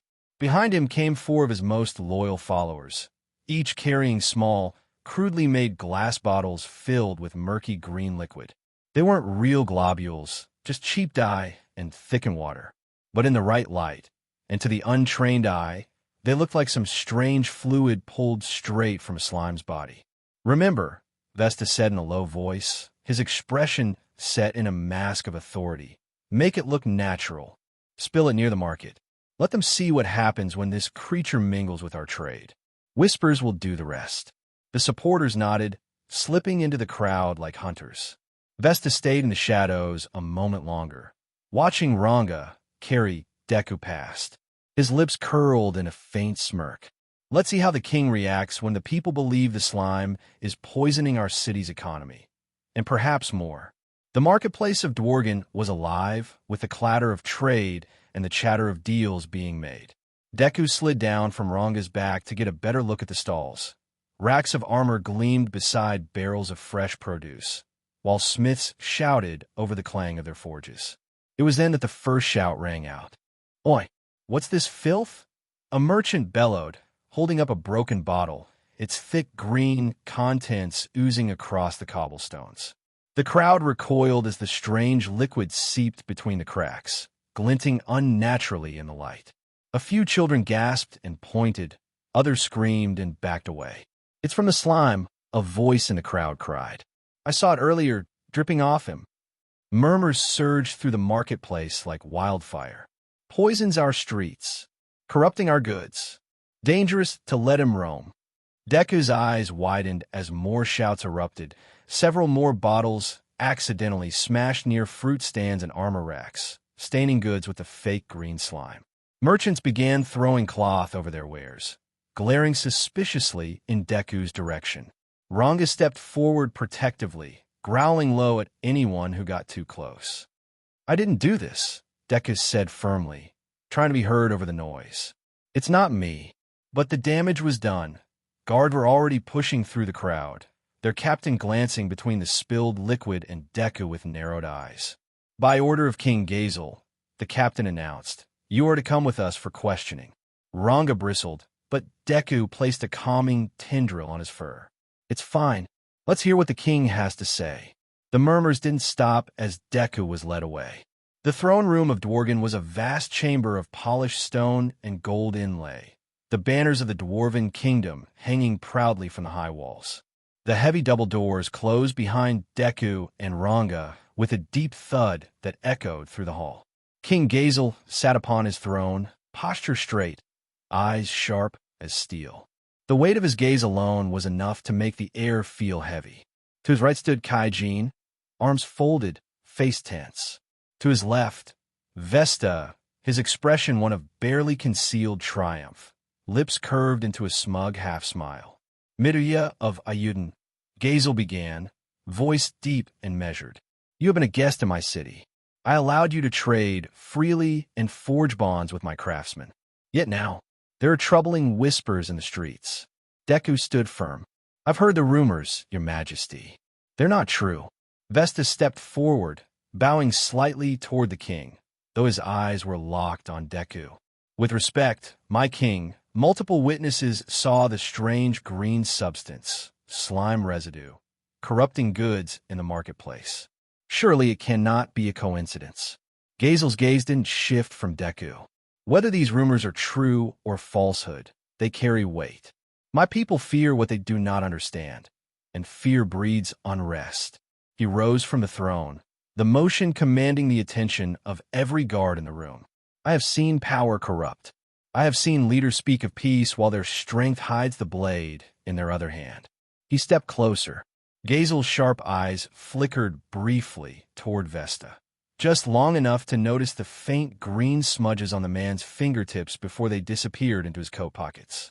For a heartbeat, the king's expression hardened, but it was gone as quickly as it came, replaced by that same unreadable mask of authority. Power such as yours, Midoriya, invites both trust and fear, Gazel said, returning his focus to Deku. And right now, fear has the louder voice. Deku's jaw tightened. If I've caused your people worry, I'll do what I can to make it right. But I didn't harm anyone or their goods. I came here to work with you, not against you. Vesta gave a quiet hum of skepticism, the sound carrying just enough to be heard. Intentions are meaningless when the damage is already done. Kaijin stepped forward, eyes blazing. And lies do even more damage. This reeks of a setup, and you know it. Enough. Gazel's voice cut through the tension like a blade. The truth will reveal itself in time, but until it does, Midoriya of Ayuden, you will leave Dworgen. My city cannot afford the unrest your presence stirs, however unearned it may be. Vesta's smug smile returned, but Deku didn't rise to it. He simply bowed. I understand, but when I return, I'll bring proof of my intentions. Gazel's gaze lingered on him for a moment longer, thoughtful, almost reluctant, before he gestured to the guards. See him to the gates. As Deku turned to leave, Ranga's tail bristled, his eyes locking on Vesta. The wolf's low growl rumbled through the throne room, making Vesta's supporters flinch. Before Deku reached the exit of the castle, he heard a sound smack come from behind him. Deku turned to see Kaijin's arms stretched out, his fist clenched. Below on the floor, Vesta sat, nursing a forming bruise on his face. The entire throne room froze in an instant. Vesta's smug grin vanished, replaced by a stunned glare as he glared up at Kaijin. Kaijin's gaze was fierce and unyielding, his voice low but filled with warning. Don't mistake my loyalty, Vesta. We stand for Dworgen, and we stand against those who would deceive it. Vesta spat out a curse, wincing at the bruise forming on his cheek. You'll regret this. King Gazel's stern eyes swept over the scene, then rested on Kaijin. Enough, he commanded, his voice brokering no argument. This palace is no place for petty violence. But know this, disloyalty will not be tolerated. Kaijin nodded once, then turned to follow Deku without another word. Ranga growled softly, stepping protectively closer to Deku as they made their way toward the exit, leaving behind a stunned and simmering Vesta. Boys, you showed loyalty, but you... Gazel turned to stare at Vesta, who was standing, rubbing his cheek. Onward you go, my allies. Take care of this Deku Tempest. His dream is possible. Sitting atop Ranga's broad, shadowy back, Deku gazed ahead as the winding path through the dense forest stretched before them. Behind them trailed the former Dworgen blacksmiths, Kaijin, Garm, Dord, and even the stoic Myrd, now steadfast allies who had chosen to follow Deku's vision beyond the stone walls of Dworgen. The air was thick with the scent of pine and earth, alive with the soft rustling of leaves and distant bird calls. The Forge brothers carried their tools and weapons, ready for whatever lay ahead. The journey to expand Ayuden's influence had begun. We leave behind old grudges and doubts, Deku said quietly, his glowing form pulsing with resolve. Out there, we'll build a new future together. Kaijin nodded, wiping soot from his hands. No more whispers, no more court politics. Just honest work and trust. Garm grinned, hefting a hammer over his shoulder. Besides, I'm curious to see what kind of monsters live beyond the mountains. Dord chuckled, stumbling slightly before steadying himself. And where the ale might flow freer than in that stuffy palace tavern. Myrd, silent as ever, gave a subtle nod, his approval speaking volumes. Ranga let out a low growl, as if acknowledging the weight of the journey ahead. With the sun climbing higher, the caravan set off, leaving behind the city walls and the doubts within. Ahead lay forests, monsters, and challenges, But with new bonds forged stronger than steel, Deku's dream of a haven for monsters was one step closer to reality. So, Kaijin began, only to stop when ahead he spotted an injured deer hobbling across their path. Coming out from the brush were the hobgoblins from Ayuden, far from the settlement, but they sat on top of their own Tempest Wolves. The hobgoblins dismounted from their Tempest Wolves, their eyes sharp yet respectful as they approached Deku and the group. Master Deku, their leader, called out a gruff but loyal tone in his voice. We were sent to scout the forest edge and ensure no threats are creeping toward Ayuden. Deku's glowing form pulsed softly with appreciation. Good work. The safety of our people is the foundation of our future. Kaijin stepped forward, examining the hobgoblin's weapons with a keen eye.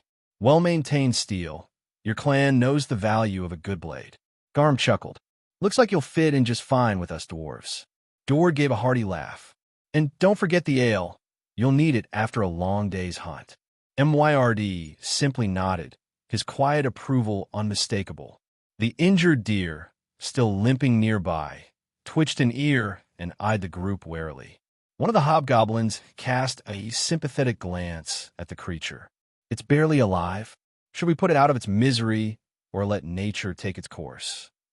Deku's slime form shimmered thoughtfully. Let me handle it. With a soft ripple, Deku extended a gentle, translucent tendril toward the deer, carefully touching its wound. The faint glow of his healing power spread, easing the creature's pain. The deer blinked, then slowly steadied itself, taking a cautious step forward before disappearing into the underbrush. The hobgoblins exchanged surprised looks. You are different from what we expected, Master Deku. Deku smiled, while his slime form mimicked a smile, and nodded. We all have the power to protect and create.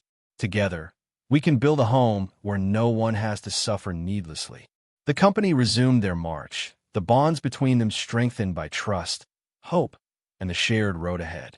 Ayuden's gates stood wide open, welcoming Deku and the company back with an air of cautious optimism. The wooden doors, reinforced with iron bands, creaked softly as they swung on their hinges. The scent of fresh pine and earth mingled with the faint smoke rising from distant chimneys. Villagers paused their daily tasks, eyes turning toward the procession.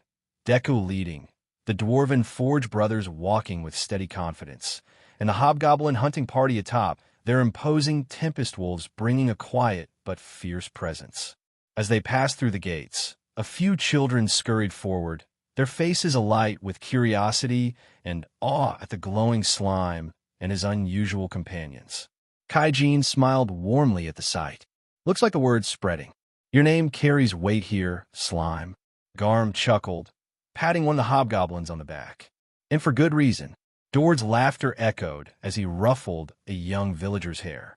They'll grow up knowing what strength and friendship mean. Myrd's quiet nod said it all. Respect for the unity forming under Deku's vision. Deku's form pulsed softly, absorbing the mixture of hope and wariness in the air.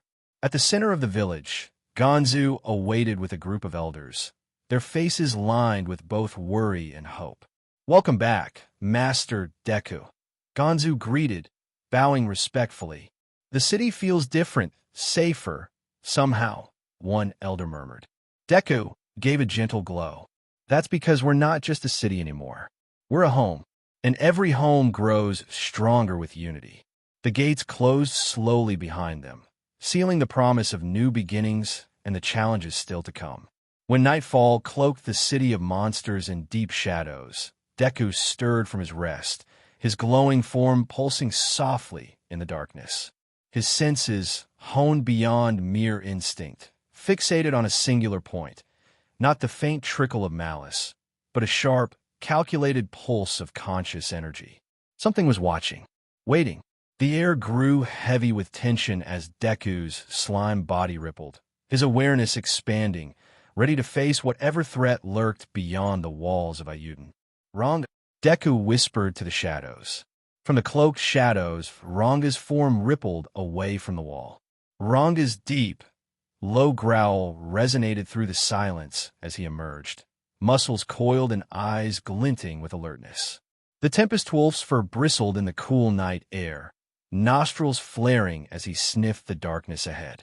Deku's glowing core pulsed rhythmically. Stay close. Whatever this is, it's no ordinary threat. Together, they moved toward the city's edge, where shadows twisted unnaturally among the trees, and the faint glimmer of conscious intent rippled like a storm beneath the quiet night. As they reached where the energy was condensed, sitting huddling around the dying embers of fire was a group of horned creatures Deku had never seen before. Their silhouettes flickered in the weak light, revealing twisted horns curling like gnarled branches, sharp eyes reflecting the dying flames. Their skin was a mottled gray, rough like cracked stone, and their fingers ended in jagged claws. Deku's form pulsed softly, curiosity mixing with caution. "Who are you?" he asked, his voice calm but firm. One of the horned figures rose slowly, stepping into the firelight. His eyes glimmered with wary intelligence. "We are ogres, and we are here to speak with the goblin chieftain." Another ogre pipes up. "We require aid, food, and supplies for our travels.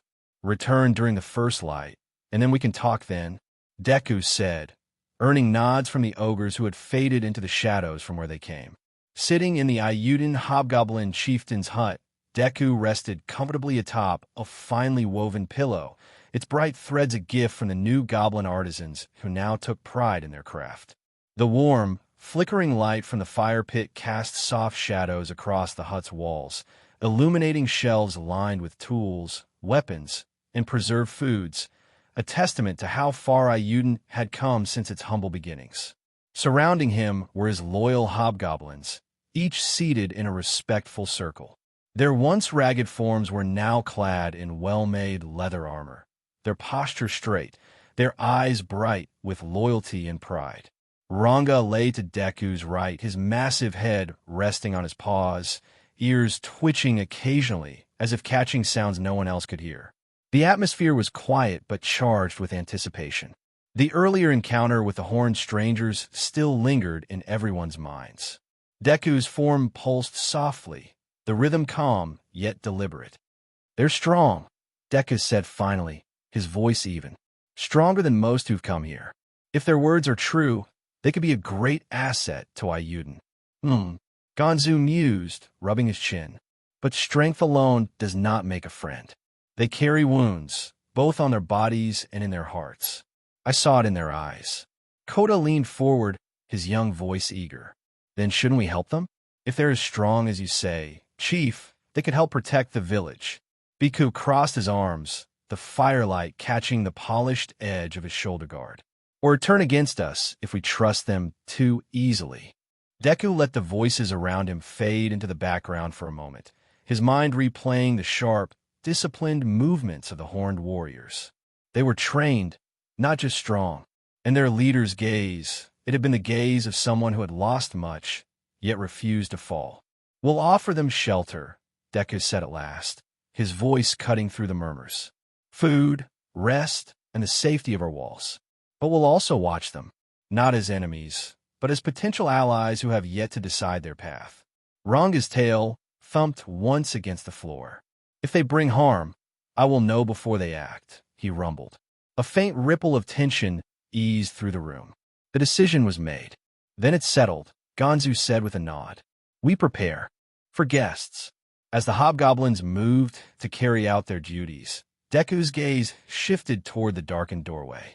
Somewhere out there, the horned strangers were waiting, and the night was far from over. Deku's core pulsed faintly as he focused, his awareness spreading through the familiar warmth of the village. Outside, the rhythmic clang of hammers and the hiss of quenching metal painted a picture of progress. The dwarves' gruff voices mixed with the hobgoblins' deeper tones, their combined efforts turning the once crude forge into something worthy of a true city. "Morning already," Deku said, his voice carrying a note of calm amusement. "Feels like I only just closed my eyes." Ranga's ears twitched. "The sun rises early here, Master, and there is movement beyond the walls. The strangers from last night, they have returned." That pulled Deku's attention sharply, and they approach openly. No weapons drawn. Ranga reported, those fur bristled ever so slightly, but they carry the air of warriors. Deku's form rippled slightly, the morning light filtering into the hut through the flap. Then let's greet them properly. By the time he emerged, the village was already gathering near the gate. The dwarves had set down their tools, the hobgoblins standing in silent readiness. Beyond the threshold of Ayuden, the horned figures stepped into view, tall, imposing, and with eyes sharp as the steel they carried. "We welcome the ogre clan to Ayuden," one of the many goblins at the gates said, bowing to the ogres who entered with wide eyes and surprised faces. The tallest among them, a broad-shouldered warrior with crimson hair tied back in a rough knot, stepped forward.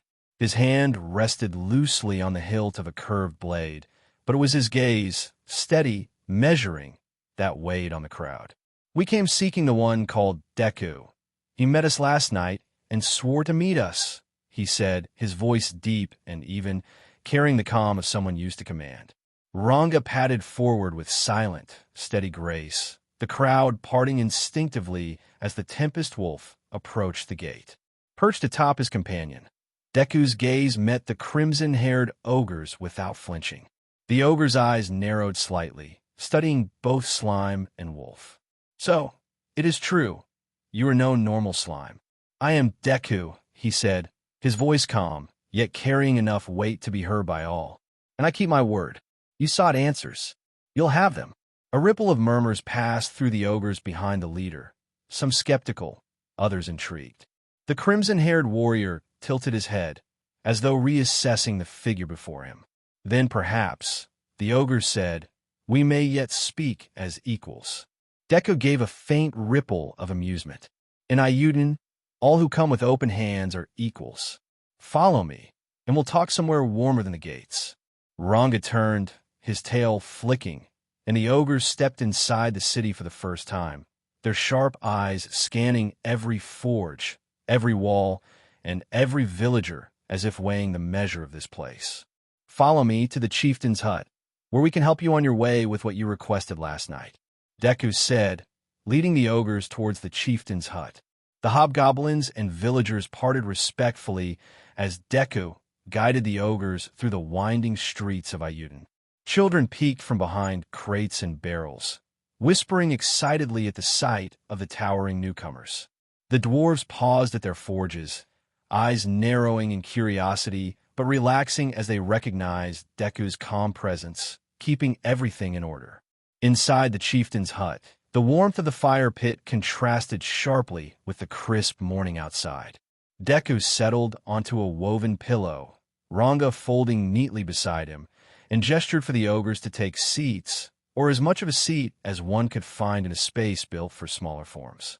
The crimson-haired leader stepped forward first, clearing his throat.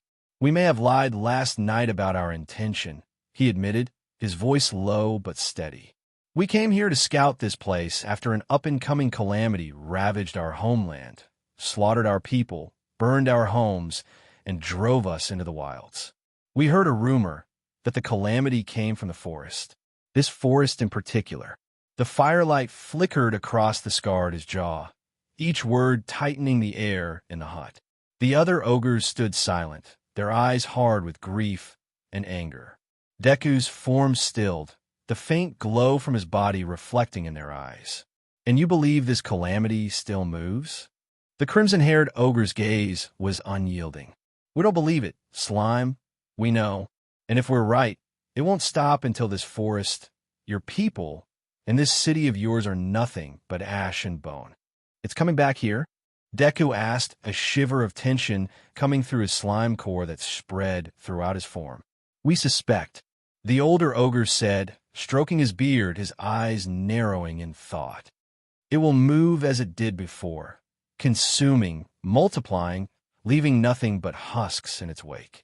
If we follow the trail of slaughter far enough, all signs lead here." Silence settled over the hut, broken only by the faint crackle of the fire. Outside, the muffled sounds of Ayuden's morning life, hammer strikes, children's laughter, seemed suddenly fragile, distant. Deku's gaze shifted from the crimson-haired leader to the others. He could see the exhaustion in their stance, the grief in the set of their jaws, and the flicker of something else. Not just a warning. Plea. Ranga's hackles rose, his low growl rumbling through the floor. "Master," he said quietly, "if this calamity comes, the village will not be ready." Deku straightened. "Then we prepare," he said, voice firm despite the unease curling inside him. "And we find this calamity before it finds us." "Where is this calamity?" Deku asks, his core shining a glow of energy that fills his insides until his outside glows a slight green, giving his form slight freckles.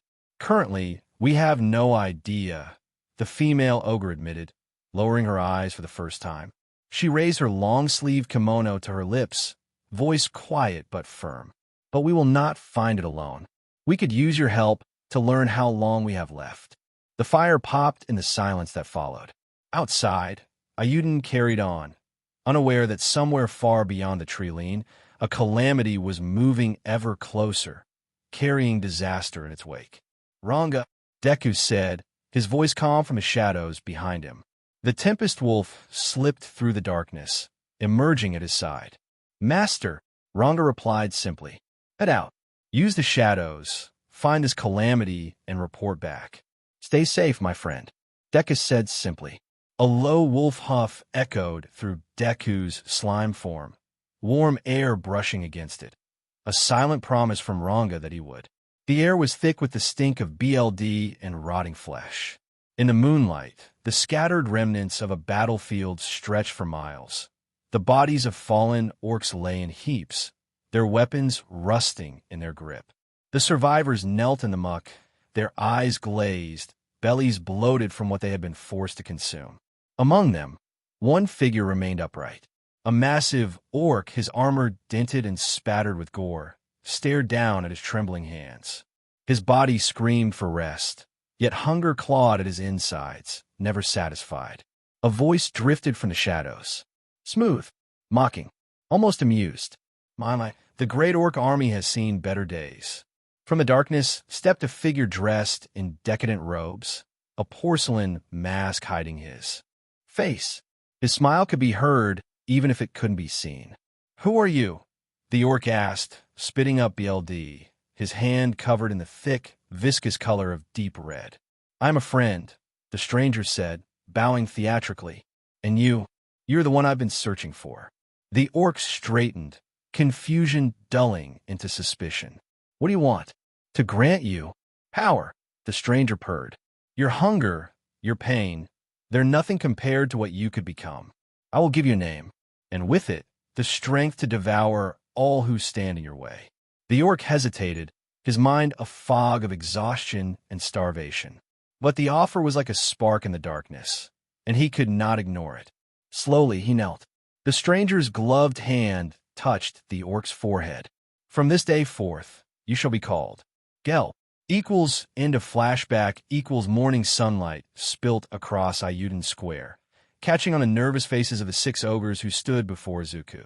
Their armor was battered, their weapons worn, but their eyes burned with pride and hope. Izuku, sitting cross-legged in his slime form atop a smooth boulder, looked over each of them. He could feel the weight of the moment. Names were more than just sounds in this world. They were promises, bonds, power. "All right," he said, voice carrying in the still air. "From this day on, you're not just ogres, you're part of this village. My family." One by one, he named them. Benimaru, Shana, Hakuro, Cheyenne, Kijin, Sowai.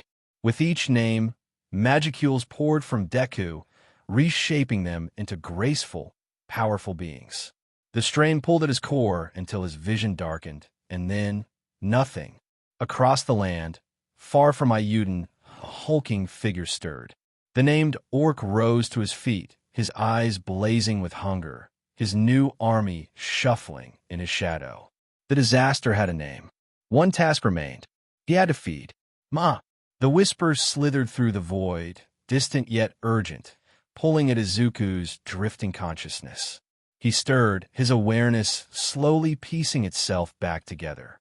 The darkness around him felt heavy, but familiar, the in-between place he always seemed to end up after pushing his magic too far. Master! The voice was clearer now. Deep, loyal. Deku's eyes opened, or at least the slime equivalent of opening eyes, and he blinked into the gentle light of morning. The sounds of Ayuden were faint in the distance. Ranga, Deku thought groggily. Yes, master. The great wolf's mental voice carried a low, cautious rumble. I have news. The orc, the one leading their horde, is on the move. His target is a lizardman village. At their pace, they will reach it in a matter of days. Izuku's form stilled, the lingering warmth from yesterday's naming ceremony cooling into a hard edge of resolve. The ogres had just found a home. Now, someone was already threatening another. And if the orc was bold enough to target the lizardmen, Ayuden might be next. The morning sun bathed Ayuden in soft light, casting long shadows across the village streets. Deku's slime form moved with deliberate grace, gliding silently toward the training grounds where the ogres had gathered after the naming ceremony. He felt at first a subtle shift in their energy, a resonance stronger than before, more focused, like the faint heartbeat of a volcano stirring beneath the surface. The 6 ogres stood before him, their bodies taller, their muscles leaner, their eyes sharper. Something intangible had changed. They no longer carried the weight of simple ogres. The naming had awoken something ancient and potent within them. We are no longer ogres. We are your swords. We are Kaijin. Rimuru stepped forward, flexing his hands. Gone were the rough, jagged claws of his former ogre form. In their place were smooth, human-like fingers, tipped with a subtle hardness that hinted at latent power. Small, stylized horns curved gently from his head, a far cry from the brutal protrusions of his past life. Shuna followed, her movements fluid and graceful, her horn silhouette now elegant rather than imposing.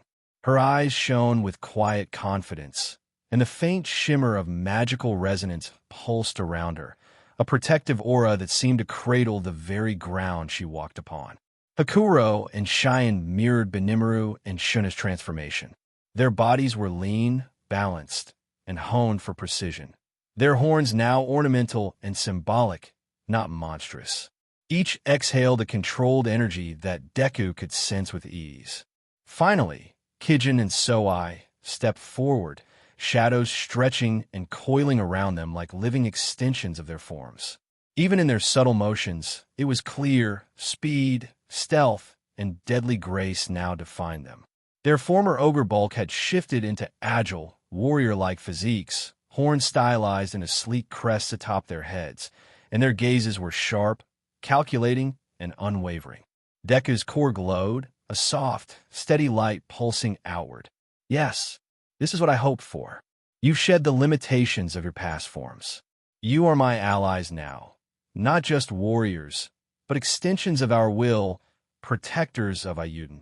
The sun hung low over the dense forest, casting long shadows across the rocky terrain. The Lizardman village lay nestled in a clearing, smoke curling lazily from small huts and the soft chatter of its inhabitants drifting across the square. Life here had always been simple: hunting, gathering, training, and teaching the young. But that peace was about to shatter. Sitting hidden in the shadows was Ranga. Ranga's ears twitched, nostrils flaring as he picked up the scent of something unnatural. His massive form pressed low to the forest floor, muscles coiled like springs. Every instinct screamed caution, every sense attuned to the approaching threat. Master, Ranga thought, his mental tether connects to his master's mind. Deku's slime form rippled in response, his glowing core pulsing faintly as he reached out with his awareness. I'm here, Ranga. What do you sense? Ranga's mental voice came, low and urgent. Something big and wrong, moving fast like a storm over the treetops. It smells of BLD, decay, and hunger. Deku's core brightened slightly, the usual calm determination settling over him. Then we stay hidden for now. Let me see exactly what we're dealing with before making a move. The wolf's tail twitched, ears pinned slightly back as he scanned the clearing. There, by the village center, a young lizard man training with a spear. Children nearby, unaware. Deku's form shimmered with a quiet resolve. We protect them. Whoever or whatever this is, they won't touch a single villager on my watch. The forest around them stirred. Leaves rustled unnaturally. From the shadows, faint shapes moved. The first signs of the approaching threat. Ranga's hackles rose, a low growl vibrating through Deku's mental link. They're coming. Fast. And there's more than one. We move fast. I need you at my side, Ranga, so I can see what's coming. Deku muttered. From the shadows, Ranga's massive form stepped forward, hackles raised, eyes sharp with understanding. Without hesitation, Deku's slime form slid across the chieftain's floor and merged seamlessly atop Ranga's back. Together, they became one, a fluid, shadowed silhouette weaving through the village. We will follow, Master Deku, the newly evolved Kaijin chorused, their voices steady, disciplined. As Deku and Ranga vanished into the trees, the Kaijin wasted no time. They rallied the remaining able-bodied hobgoblins, their Tempest Wolves' hackles rising, ears twitching as whines and stomps echoed across the square. Weapons were readied, formations set, and hearts steeled. Ayudan's finest were moving out, every muscle, claw, and horn aware of their purpose. Intercept the approaching disaster before it could reach the unsuspecting Lizardman village. Night fell. It was a hushed whisper. Candles flickered, the shadows of scaled warriors swaying across the cavern walls. In the center of the chamber knelt a young lizard man, his scales a brighter green than most, his jaw set with quiet determination. The young lizardman's voice carried a raw edge of urgency, but his bow remained respectful. Father, allow me and my allies to deal with these targets coming to our homeland. The chieftain's golden eyes, rimmed with age, narrowed as he studied his son. His clawed hand tapped against the stone armrest, each click echoing in the chamber. Abiru, you burn with courage, but courage alone does not win wars, the chief rumbled. We do not yet know the full strength of these foes. To send you would be reckless. Abiru's jaw tightened, his tail lashing against the floor. But to wait is to invite slaughter. If we remain idle, the foes coming to our homeland are many and led by a creature unlike anything that has been seen on our shores. Silence. The chief's roar shook the cavern, rattling stone and quelling every hiss and shuffle of the guards. The very torches trembled in their sconces.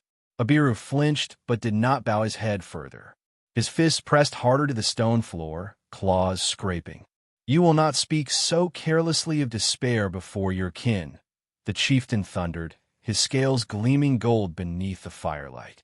To name the shadow that stalks our swamps, to spread fear before we are certain. It is poison to our people. The chamber held its breath. Even the guards, disciplined and silent, dared not look up. Abiru's chest heaved, but his voice, when it came, was lower, steadier. Then let me hunt for certainty, Father. If I return with proof, with knowledge of this disaster, then the tribe will have resolve, not poison. The old chief's gaze lingered on his son, hard as carved obsidian.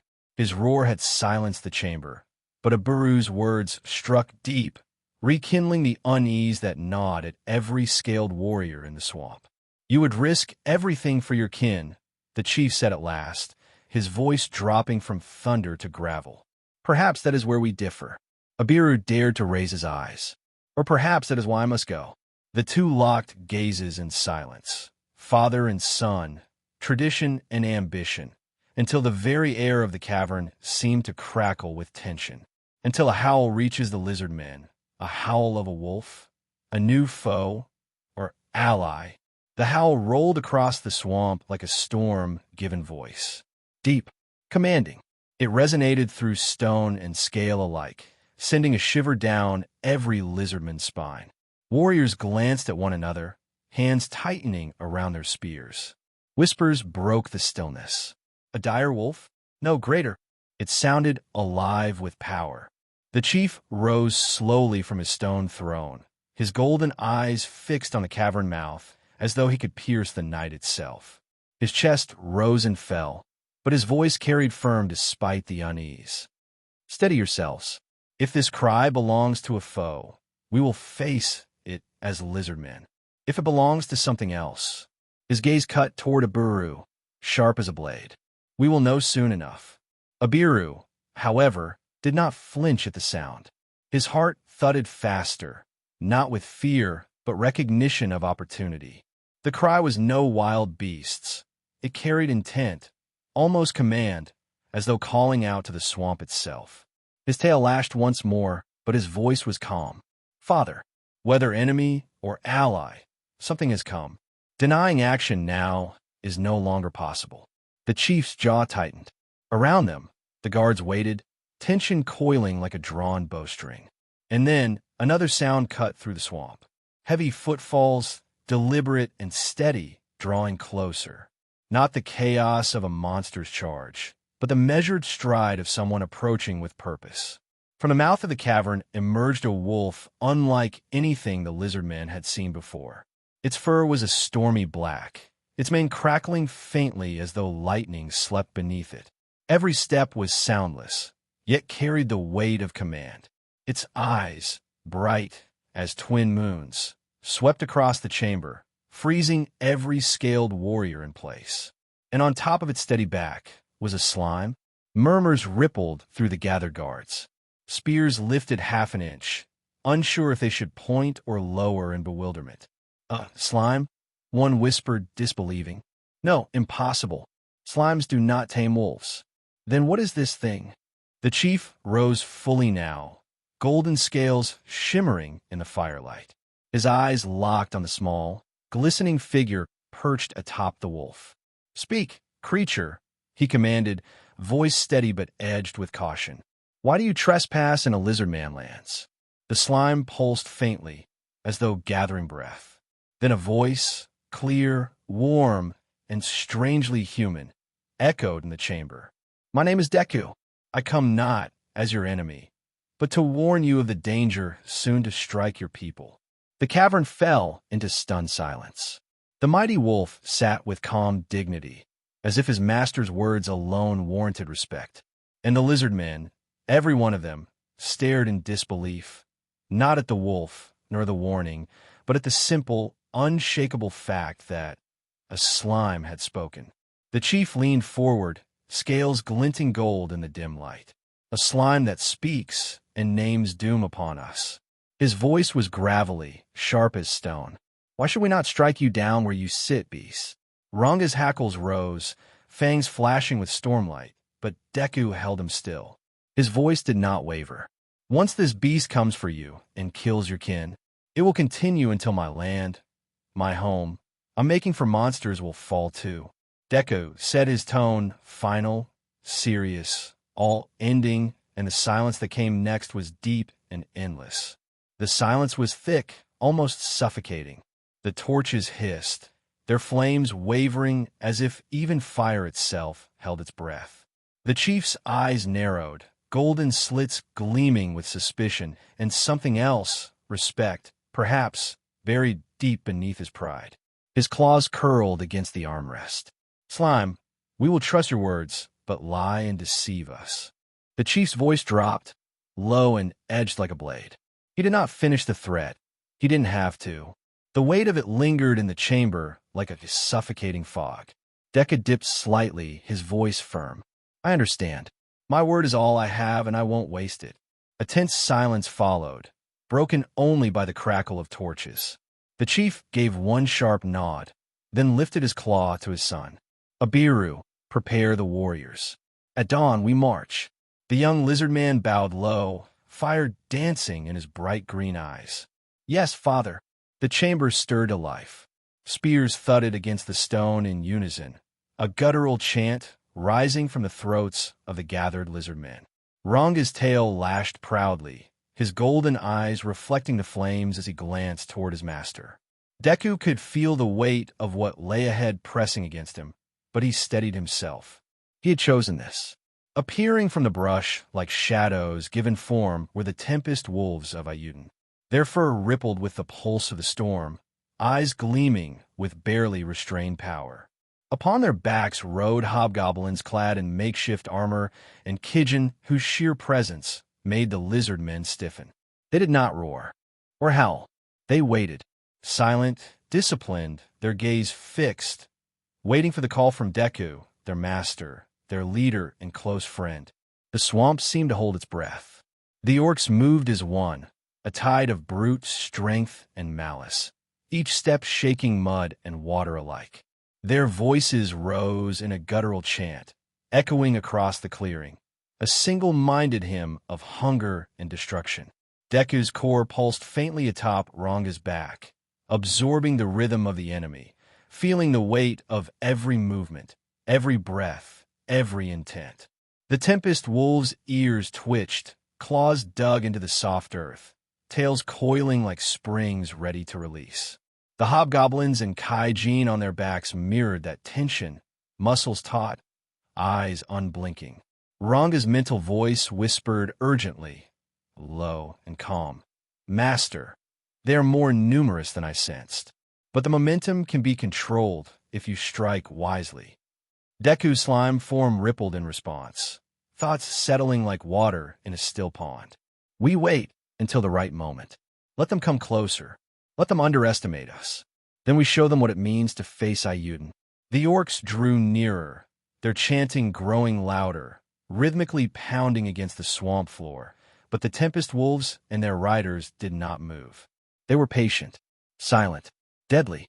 And at the forefront, separated from the bulk of the horde, a hulking silhouette loomed, tusks gleaming in the fading light, eyes burning with unyielding hunger.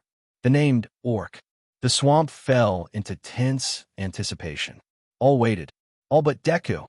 He rose slightly atop Ranga's back, slime form shimmering faintly, eyes locking on the enemy commander. "This ends here," he murmured.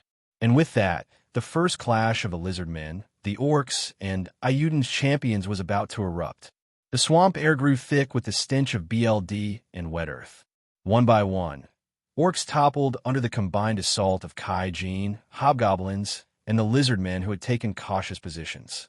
Yet even in death, they were not defeated. Those still standing leaned down, tearing into the fallen with gnashing teeth and guttural hunger. Their movements were frenzied, violent, almost ritualistic. From the fallen we become stronger. The mental cry rolled through the swamp, a collective surge of instinct and malice that reverberated through the minds of those who faced them. Every slashed blade and shattered spear only seemed to fuel their frenzy. Arrows rained from above, launched by the hobgoblins perched on the Tempest Wolves' backs. Each projectile struck with precision, slowing the tide, but the orcs' resolve only hardened. Their bodies, now a chaotic mixture of pain and hunger, surged forward, gnashing, swallowing, growing more formidable with every fallen comrade consumed. Ranga's growl rolled through Deku's consciousness, low and wary. "Master, they are feeding. The disasters grow stronger with each corpse they claim." Deku's slime form rippled, tendrils flicking like nervous lightning. "Then we make sure they don't reach the village alive. Every strike must count. Control the flow, control the battlefield." The swamp erupted into a deadly dance. Arrows, claws, and blades intertwined, the cries of warriors clashing with the shrieks and roars of orcs. The first stage of the battle had begun, and the named orc waited, biding its time, for when Deku finally intervened. Every movement of the battalion seemed to slow as the massive figure stepped forward. Muscles coiled beneath the dented plate, and jagged teeth flashed in the dim swamp light. Even the mental chaos of the orcs seemed to converge, funneling into a single, pulsing thought. This must be the named orc. "Everyone, focus on this one," Deku said over the rush of scrambling voices of his allies. He could sense this wasn't the orc disaster, but as strong as one that could eventually be one. Deku spread his form across Ranga's back, tendrils flicking outward, gathering every bit of information from the battlefield. "Stay calm, control your strikes. We don't fight blindly. Hit hard, hit smart." Arrows sang through the humid air, clashing with crude shields and dented armor. Claws raked mud, and the orc roared, a sound that vibrated in the very bones of the swamp. Its mental presence rippled outward, instinctive, primal, and focused on survival and domination. Soai's form blurred as he surged forward, a shadow among shadows. His sleek Kaijin body moved with uncanny speed, small crested horns gleaming faintly in the moonlight. The hobgoblins below were already holding the line, but the orcs that had slipped past their arrows now stumbled into Soai's calculated assault. Tendrils of mud and water splashed as he twisted through the swamp, each strike precise, each motion barely perceptible until it was already too late. Claws and blades met empty air. The next moment, orcs fell, not with the clumsy, thudding collapse of brute force, but with the elegance of a predator that struck before its prey even realized the threat. From Ranga's back, Deku's consciousness guided Soai silently. Cut the stragglers, control the flow. Don't let them regroup. Focus on your assigned cluster. Soai's eyes narrowed, the mental command anchoring him like a tether. He flowed through the battlefield, a whispering shadow of death, intercepting every orc that dared leave the ranks of the front line. Behind him, Benimaru and Shuna flanked the next wave, drawing the larger, slower orcs into traps laid by the hobgoblins and tempest wolves. Every movement, every strike, orchestrated by Deku's strategic awareness, turned the swamp into a deadly dance where only precision, coordination, and cunning mattered. Hakuro moved like a shadow given form, each strike a careful balance between calm precision and lethal force. His Kaijin body flowed through the marsh, dodging swinging clubs and snapping jaws with the fluid grace of someone who had long mastered both body and mind. Orcs that dared cross his path found themselves outmatched before they even registered the attack. One moment, they lumbered forward with raw strength. The next, they were disarmed, tripped, or pinned, their snarls cut short by the swift, decisive strikes that left no room for resistance.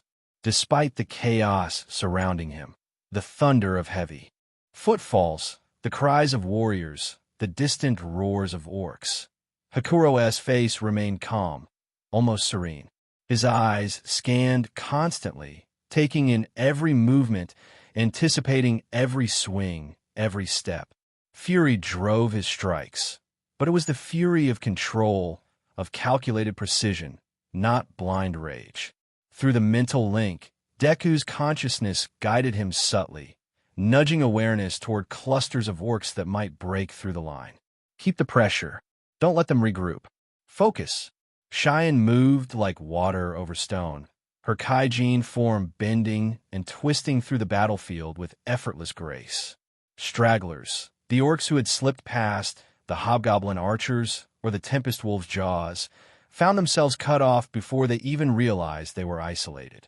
Her strikes were swift and deliberate, a dance of precision that left no room for error. Each sweep of her limbs, each flick of her shadowed weapon, was a lesson in controlled ferocity. Yet amidst the chaos, her eyes constantly flicked toward Deku. From her vantage point atop the marshy ground, she watched the slime atop Ranga's back, directing the flow of battle, commanding the field with an authority that seemed both impossible and natural. There was reverence in her gaze, respect tempered with a hint of awe. This was the master who had named them, shaped them, given them purpose beyond mere survival. And now, under his guidance, they were proving themselves in the crucible of combat. From deep within the orc encampment, a low, resonant rumble began to roll across the battlefield. The surviving orcs shifted, their glowing eyes lifting toward the hill that overlooked the swamp. Muscles tensed, claws scraping the mud, as if the earth itself was vibrating in anticipation. The rumbling grew, a chorus of guttural mental cries that echoed through the minds of all the orcs, a single, unified thought pulsing with hunger and fury. They surged forward in waves, their rhythm coordinated, each step deliberate, crushing debris beneath them. From the shadows, Deku's slime form quivered atop Ranga's back, sensing the shift immediately. Tendrils flicked nervously as he observed the enemy gathering. "This is it," Deku murmured, his voice steady but sharp. "The one leading them, the named Orc. Everyone, prepare yourselves." A chill ran through the Kaijin, hobgoblins, and tempest wolves alike. They could feel the weight of the approaching presence, a force that demanded attention, that could change the tide of the fight if underestimated. The battle was about to escalate, and Deku would face the source head-on. "I hunger." The words tore across the battlefield, carried on the mental chorus of the orcs. Every footstep, every guttural growl, reverberated with the singular, unyielding will of their leader. "I hunger," the named orc bellowed again, his voice booming, resonating through the swamp like a drum of war. The ground trembled beneath his bulk, mud and debris trembling as if acknowledging his presence. Deku's slime form pulsed, tendrils stiffening with tension. "This is no ordinary orc," he murmured to Ranga, whose hackles bristled and teeth bared in a low snarl. "He's evolved or close to it. We need precision, control the battlefield. Everyone, hold formation and wait for my signal." The Kaijin shifted into poised stances, their movements coiled like springs. The hobgoblins readied their bows and blades. Tempest wolves crouched low, muscles rippling under their fur. Every being in Ayudan's force understood the silent command. The named orc moves, we strike together. The swamp held its breath. The first true clash with the orc disaster was about to begin. The swamp battlefield had gone eerily quiet, save for the heavy, thunderous steps of the approaching figure. The air itself seemed to grow heavier with each tremor, the stench of decay and hunger rolling in like a suffocating fog. From a mist of trudging orcs emerged a giant, towering above the others, armor fused with flesh, tusks dripping with foul saliva, and eyes burning with a ravenous gold. His presence made the other orcs shrink back in reverence. This was no ordinary monster. This was the one that had consumed countless kin and stolen their strength. The orc disaster. On Ranga's back, Deku's slime form quivered, his senses sharpening as he locked onto the massive aura ahead. It wasn't just power. This was despair made manifest, gnawing hunger wrapped in flesh. Deku could feel the weight of it pressing against him, daring him to falter. This is the real thing," Deku whispered, his usually steady tone carrying an edge of fear. "Everyone fall back. I'll handle him. Alone." Cheyenne barked, her blade dripping with orc BLD. "Lord Deku, trust me." Deku's voice cut through the battlefield, firm and commanding. The orc disaster's guttural roar split the silence, shaking the marsh. "I hunger." The army responded with a unified cry, stomping their feet like drums of war. But their eyes, those glowing, starved eyes, were fixed not on the Kaijin, not on the Tempest Wolves, but on Deku. Predator against starved. Hope against despair. The clash was inevitable. The orc disaster loomed, its shadow stretching over the battlefield like a storm. Deku launched himself from Ranga's back, slime form whipping tendrils outward to propel himself forward. The clash began in an instant. BM. A massive clawed hand met Deku's tendril strike, the shockwave flattening the mud around them. The sheer force rattled even Hakuro's composure as the veterans watched from safe distance. "You are weak, little slime," the orc disaster snarled, golden eyes narrowing on Deku.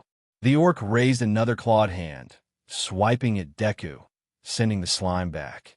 Deku skidded back, slime tendrils gripping the marsh for balance. "You're not getting the chance." He shot back, though his core quivered. The orc disaster lunged, swiping with speed that belied his size.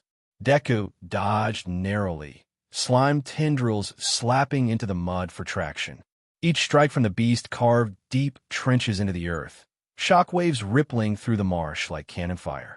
Then, I see my child has been keeping you occupied." The voice rolled out across the battlefield like a chill wind. Every goblin, ogre, and lizardman froze.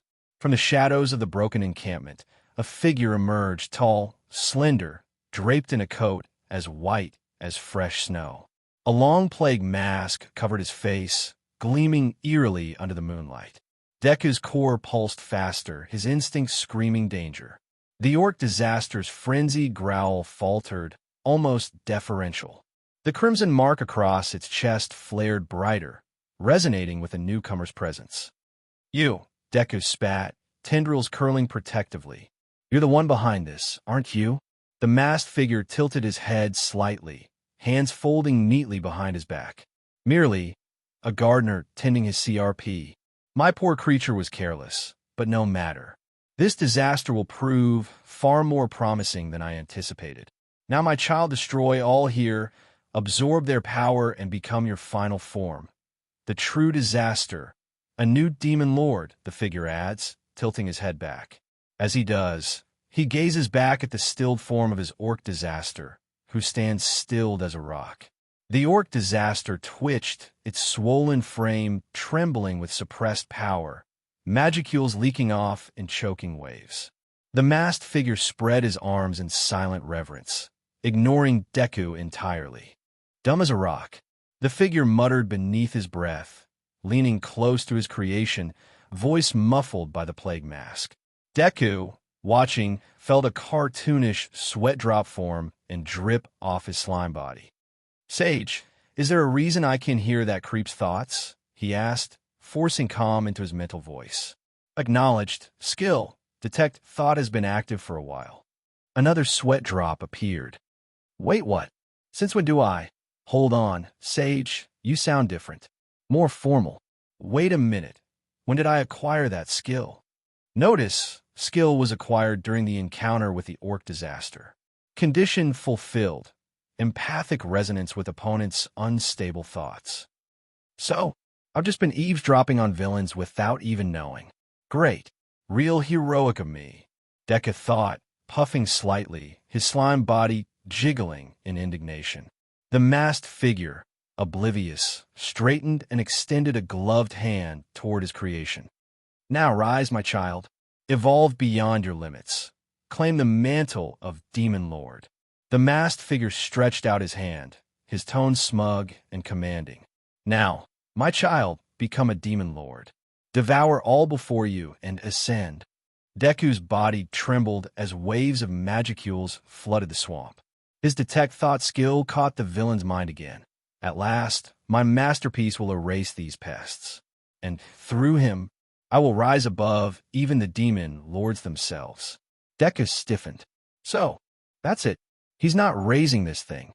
He's using it. Just like a tool." The orc disaster howled, body convulsing as its gluttonous instincts clashed against the masked figure's control. Its hollow eyes turned, not toward Deku, not toward the goblins, but squarely at its master. "Wano, not me. I am your creator," the figure cried, staggering back. "Obey your father." The beast lunged, its jaws closed around the plague-masked figure, swallowing him whole before the scream had even finished. Power erupted outward in a shockwave, the orc's body swelling, twisting, reshaping into something far more grotesque and terrible. Its voice gurgled as its maw split wider than before. "Hunger! More! Power!" Magicules spiraled into the sky, blotting out the sun as the evolution began. Warning: the consumption of that mass figure has caused the named orc to begin its evolution to Demon Lord. It will become a disaster, a true disaster. The ground cracked beneath Deku's slime form as the shockwave rolled out. The goblins and Kijin staggered, struggling to stay upright against the pressure of surging magicules. A true disaster? No, no, no. This thing's already bad enough, Deku thought, panic bubbling inside. His slime form rippled as sweat seemed to drip off his jelly-like body. The orc disaster's flesh warped, sprouting jagged horns and layered muscle that pulsed unnaturally. Black veins spidered across its swollen frame, glowing faintly with corrupted magic. Its eyes, once blank, now burned with a twisted, hungry intelligence. "Feed, devour, ascend," it growled, each word laced with distorted power. "Notice, predator skill recommended." "TCH, yeah, thanks, Sage. Like I wasn't already planning on it." Deku shot back mentally, steeling himself. All around, the other monsters gasped at the sight. Benimaru's hand went to his blade, knuckles whitening. Shine growled low in her throat. Even Hakuro's sharp eyes narrowed in unease. Lord Deku, this is no longer the same enemy, Hakuro warned. That thing, it radiates the aura of a calamity. The swamp quaked again as the beast bellowed, its voice shaking the air like a war horn. Deku flexed, gathering magicules into his core. He couldn't show weakness. Not now, not in front of his people.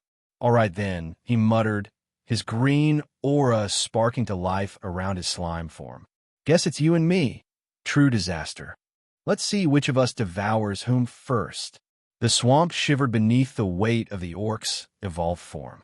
Blackened veins crawled across his bulk, jagged horns spiraling skyward. His eyes, once animalistic, now burned with a cunning malice that made even the Kijin flinch. I am the ORC Disaster, GLD, the Starved Lord. The name Disaster, now known as Geld, roars out his entire form, rippling and bulging as he does. Deku's slime form quivered from where he stood on the marshlands, tendrils bristling as he assessed Geld's immense new presence. Every pulse of magicules from the orc Disaster radiated hunger, malice, and overwhelming strength. You've grown, but this ends now, Geld, Deku shouted, his voice cutting across the swamp like steel through fog. Geld lunged, each step cracking the ground beneath him. His clawed hands swiped in arcs that could flatten trees, his roar sending shockwaves through the swamp water. Deku reacted instantly, elongating his slime body into sharp, WHP-like tendrils to deflect the massive strikes. He also uses his form to weave out of blows and stomps from the hulking behemoth of Geld. The swamp became a chaotic dance of mud, water, and debris. Geld's immense fists slammed the ground, launching geysers of mud toward Deku, who split his form to strike back at precise weak points in the orc's bulging form. I am hunger. I will consume all. Geld bellowed, veins blackening further, his body writhing with gluttonous energy as he sought to devour everything in his path. Deku's slime tendrils lashed out in controlled strikes, reading the rhythm of Geld's attacks. Predict control flow. His own instincts flared, allowing him to anticipate each blow, each surge of strength, each hungry lunge. The battle had begun in earnest. Deku versus GLD, slime versus disaster, and the swamp itself seemed to hold its breath. Master, he's adapting fast. Shine's voice rang through the mental link, her strikes cutting down orcs that try to flank Deku. I can see it, but so can I. Deku replied, splitting his form to envelop a massive mud geyser, and reforming, he's holding his own. Benimaru muttered as his gaze followed each blow and strike Deku made upon the Disaster Geld. He's a good battle analyst. He's learning on the go. So I muttered, dodging a blow from an orc. CRP, this guy is a pain. Deku thought, dodging another blow from Geld. He was using his natural slime body and the reflexes from his last life as a human. It's time to stop holding back. Deku thought it out. His final Hail Mary was the only way he'd end this fight. He'd have to get close, and that was a 50-50 chance of working. Tendrils lashed outward, grabbing onto the orc Disaster's shoulders, slithering around bulging muscles and jagged horns, finding gaps in the armor-like hide. I won't let you, Deku thought, voice tense with determination. With a snap, he launches himself upwards towards Geld. It was a risky play getting close, but it was going to work. Predator! Deku screamed out, his form expanding, spreading over Geld's form like a blanket, suffocating the giant monstrosity. Heavy footfalls became blanketed as the scenery shifted from a marshland to an arid desert. The desert heat shimmered, sand swirling in violent eddies around Deku's. Mental projection. The scene was grotesque. Orcs driven by an insatiable hunger, ripping and devouring without thought, the young ones screaming in desperation. Deku's slime form rippled atop Geld, the physical world trembling under their clash even as his consciousness observed the horrifying vision. This is what he's feeding on. This isn't just strength, it's despair. Starvation. Need. Rage. He clenched, tendrils tightening around Geld like iron chains. I have to cut this off at the source. No hesitation. No mercy. The orc disaster writhed under the suffocating pressure, its guttural cries echoing across both swamp and mindscape. The twisted vision in Deku's mind shifted. He saw the orc's memories, the hunger that had driven Geld to devour everything in his path, including his own kind. The Starved Lord is more than just brute force. It's an obsession with survival. He'll never stop unless I make him. Deku's form flared bright, absorbing the essence of the swamp, the Tempest Wolves, the Kaijin, the Hobgoblins, their combined power, lending him strength. This is it, the final strike. He pulsed outward, stretching tendrils deep into Geld's core, restraining, constricting, disrupting the flow of gluttonous magicules. The orc's roar became a guttural, distorted scream. Must feed, must survive. Deku whispered, a low hum vibrating through the monster's mind. I am your predator. You will starve. The swamp convulsed. Sand and mud, desert and marsh, blurred together in the mental battlefield as Deku's assault tore through Geld's form. The starved orc's massive body shuddered, energy spiraling uncontrollably, until, finally, it collapsed, groaning, beaten and sated of its violent hunger. All around, the surviving orcs froze, their minds connecting to their fallen leader's will. One by one, they lowered weapons, knees bending in surrender, unable to continue without the guidance of the Starved Lord. A lone orc, trembling and wide-eyed, walked close, bowed their head at the towering mass of slime that was once Geld and muttered, Rest easy, father. The Kaijin and Tempest Wolves stiffened, horrified at the unintended words. Deku's slime body quivered, tendrils snapping back as he blinked, figuratively, at the comment. The battlefield went silent, save for the bubbling swamp and the soft patter of defeated orcs. Deku's final Hail Mary had worked. The predator had bested the starved. The sky was fire. Shizu Izawa clutched her mother's hand, her small body trembling as bombs howled through the air. Their home, her world, collapsed around them in waves of searing heat. Every breath hurt, every sound was thunder. She wanted to scream, but her throat was ash. Live, her mother whispered, forcing a final smile even as flames crept closer. No matter what happens, live. The next instant, the world tore away. Shizu blinked and found herself standing in a vast, gleaming hall, the marble cold beneath her bare feet. A tall man with golden hair and eyes like sharpened glass sat upon a throne, studying her as though she were an insect pinned to a board. You will do, he said at last, voice as calm as ice. Where am I? Mama. But before her words could form, a circle of runes ignited around her, blazing with power she couldn't comprehend. The man's tone was flat, almost bored. I am Leon Cromwell. From this day forward, you will serve as a vessel. The air split with a roar. From the circle rose a shape of fire, a being of molten rage and hunger, Ifrit. Shizu's eyes widened, her body paralyzed with terror. The spirit lunged, and flames stabbed into her chest, branding themselves onto her soul. The pain was endless. She screamed, hands clawing at her body, as the fire filled her lungs, her veins, her heart. Her skin didn't burn away. Instead, it fused, molded, trapped her in an eternal furnace. From somewhere far above, Leon's voice drifted, unmoved. Good. The contract holds. Through the agony, one thought echoed in her mind, her mother's last words. Live, Ayuden was bustling, thriving, and succeeding even after the fight between the lizard men and the orc disaster. Some of the scaled warriors had already begun to evolve into dragonauts, such as the chief, now named Gabari, whose power swelled under Deku's banner. Most chose to follow him back to Ayuden, including Aburu, the chief's son, to the homeland of monsters where goblins, Kijin, and wolves worked side by side to raise a new future. Some orcs had also sworn fealty to Deku, joining the growing community. Many gained names, ranks, and new strength upon joining Ayuden. One such orc was the former general of the Orc Disasters Forces, his son, named after his father, Geld. Streets of dirt were turning into paths of stone. Smoke curled from forge fires, where blacksmiths hammered out armor for the warriors.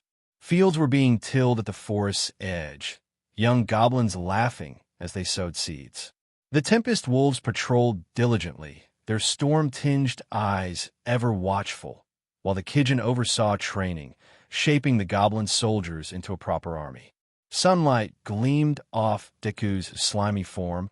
Metal he was, wondering about that energy he took in after facing off with the orc disaster.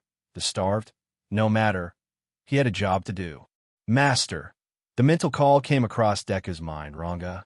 Loyal and out scouting with some of the new orcs. I am here, Ranga.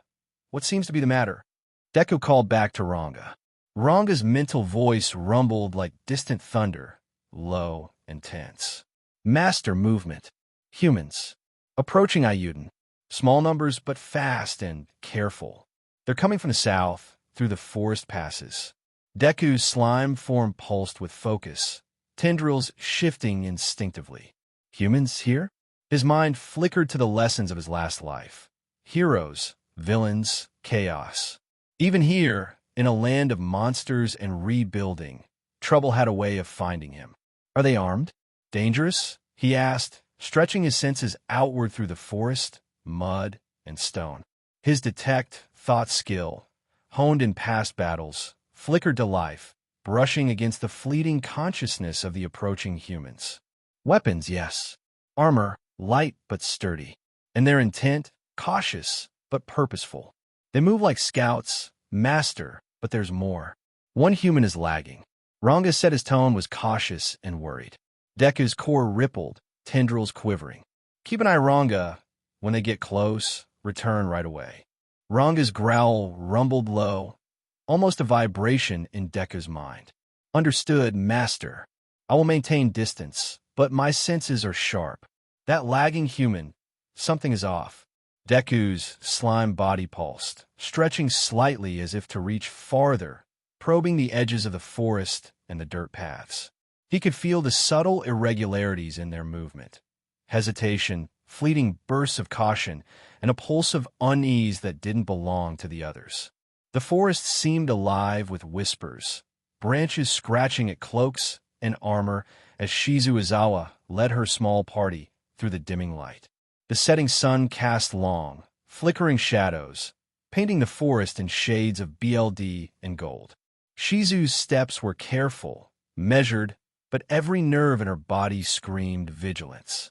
Her hand hovered over the hilt of her blade, even as her mind tried to focus on the task ahead, reach the rumored village safely and deliver the message. Are you sure this path is safe? One of her companions, a young swordsman with light armor, asked, glancing nervously into the shadows. Shizu shook her head slightly, her gaze scanning the tree-line.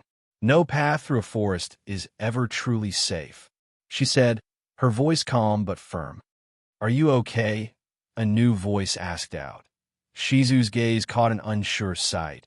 It was like what she saw couldn't be real, but it was a goblin on top of a dire wolf that was larger than any she had ever seen.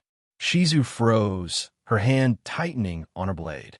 The creature wasn't attacking, yet, but the sheer size of it made her heart skip.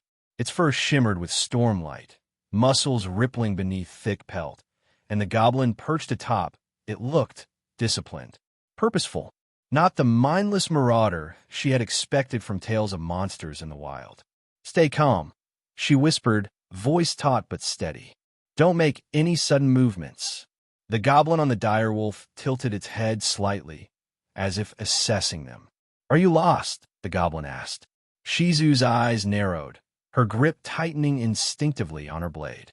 The calmness in the goblin's tone was unnerving, a contrast to the wild, storm-lit beast beneath it.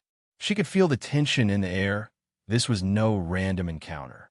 We mean no harm, Shizu replied carefully, her voice steady but cautious.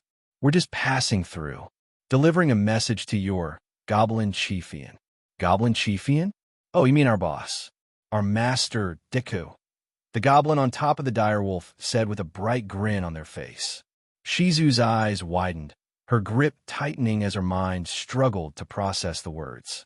Master, Deku, she repeated, her voice barely above a whisper.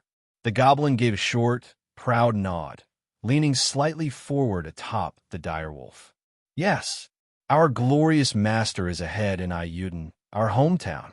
They turned to Forest on top of the direwolf, and then they turned to face the humans. Are you coming? Shizu's companions exchanged uneasy glances, uncertainty flickering across their faces like shadows in the fading sunlight. The forest seemed to hold its breath, waiting. Shizu tightened her grip on her sword, feeling the weight of responsibility settle on her shoulders. We will follow. Shizu began. She turned to her companions and whispered, Keep your guard up, just in case. The goblin atop the direwolf barked a short, sharp laugh, clearly entertained by their cautious advance. Smart choice. Master doesn't like surprises. But don't worry. You won't be harmed if your intentions are true. Shizu's eyes scanned the dense forest around them, the shadows deepening as the sun dipped further behind the horizon. She could sense something watching, but it was just as cautious as herself and her companions. Deku's slime body rested atop a gently sloping hill just outside Ayuden's walls, a nearly invisible mass of shimmering green that blended into the forest floor. His form was slumped into the grass, enjoying the way it felt on his slime form. His amorphous body rippled lazily in the evening breeze, tendrils stretching and curling over the soft blades of grass. There was something comforting about the sensation, the cool earth beneath him, the gentle rustle of leaves, and the faint warmth of the sun as it began its slow descent behind the horizon. Even after everything, the battles, the chaos, this small peace was welcome. Yet his senses remained alert, stretching outward like the threads of a spider's web. Through the forest edge, he could feel movement, small, careful, deliberate. Ranga's mental growl confirmed it. The humans were drawing near. Deku allowed himself a faint smile, even though the form he now had could not show it.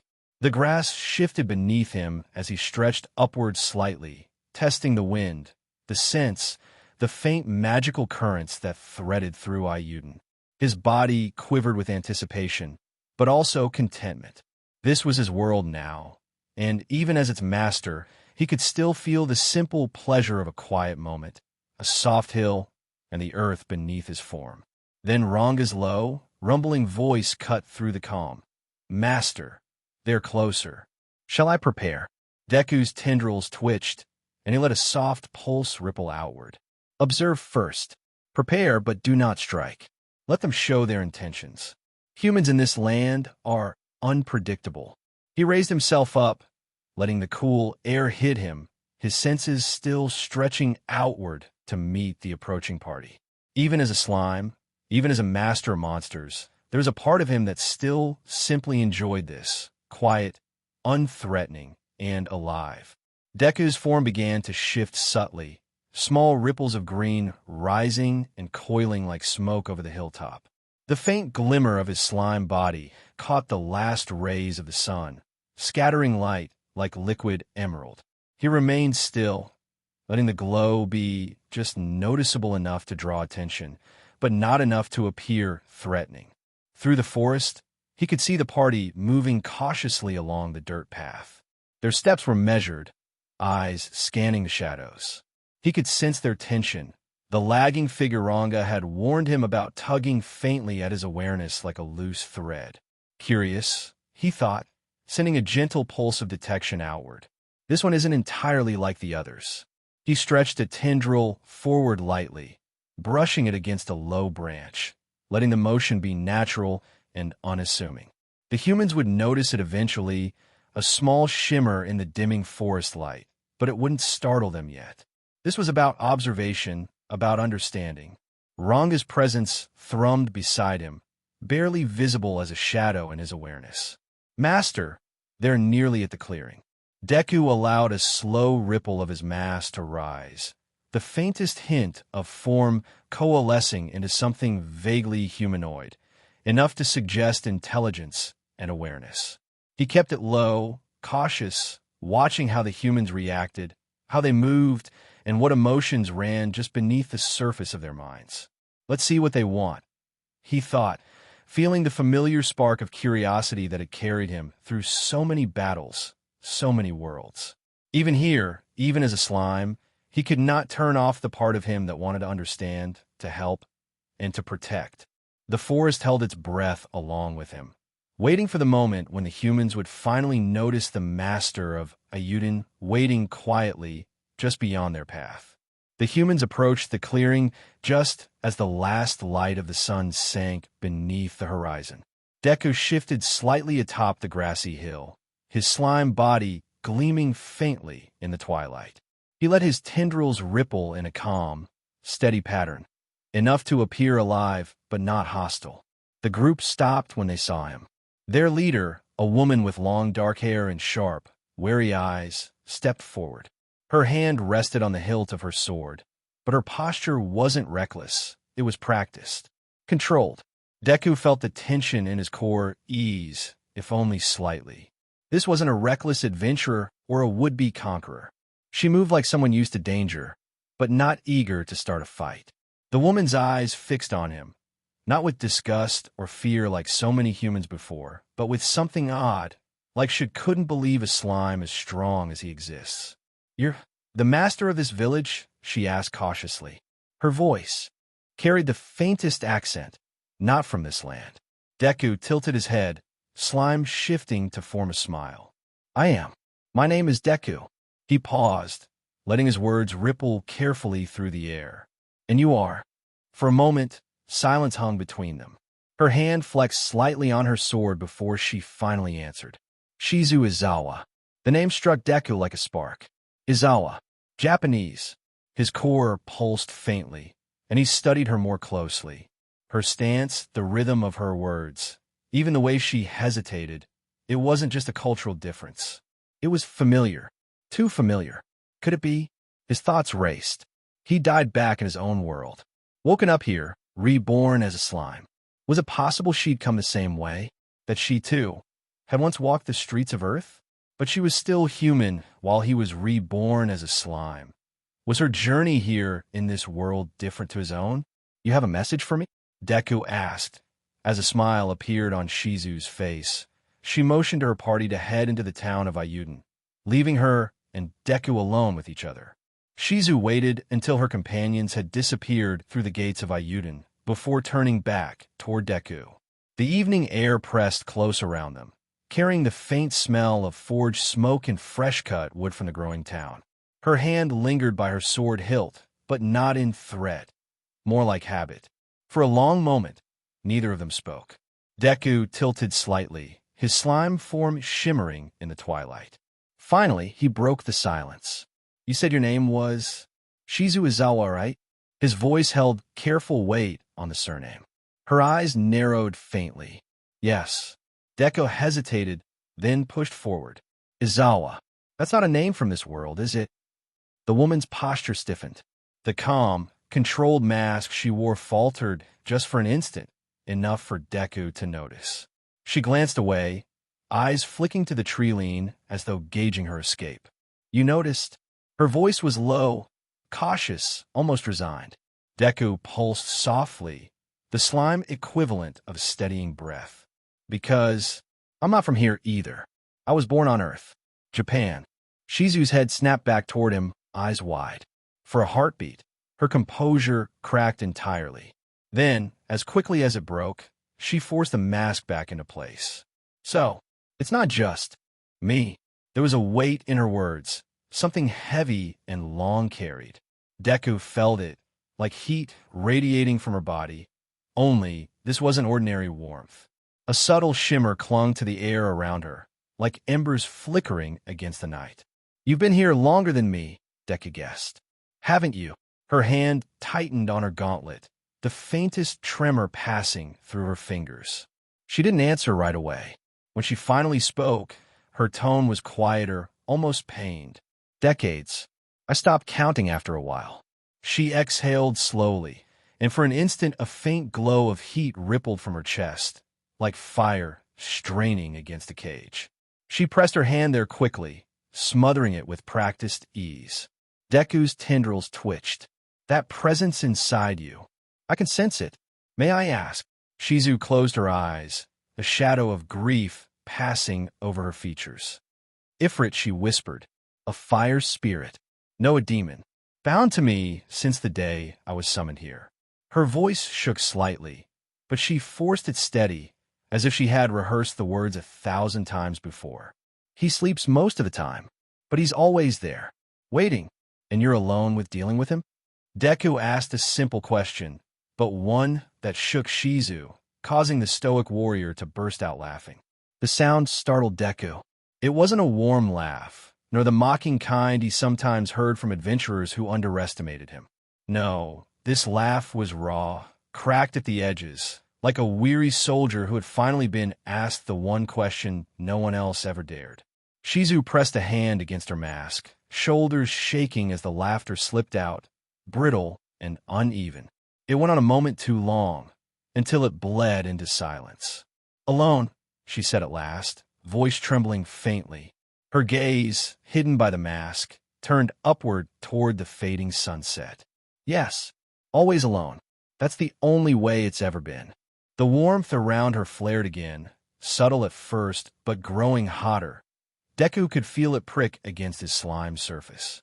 It wasn't just heat. It was Ifrit, stirring beneath her skin, and before Deku could ask anything, she began to convulse and seize in place. Deku froze, his core pulsing with alarm as the fire flickered across her hands. For a moment, he thought she might erupt entirely, consumed by the raging presence inside her. Then, just as suddenly as it appeared, the flames guttered out. Shizu staggered, her breath ragged. One hand braced against her chest while the other clenched into a trembling fist. Silence pressed in again, broken only by the faint crackle of dying embers in the grass. Deku shifted forward a fraction, tendrils twitching uncertainly. Shizu, I'm fine. The words came too fast, too sharp. She straightened, forcing steel back in her posture, though her shoulders still shook beneath the armor. That happens sometimes. Ifrit tests the boundaries of his cage. But I can handle it. Deku wasn't convinced. The image of her seizing, flames clawing their way through her body, was burned into his mind. That didn't look like something anyone should face alone, he said softly.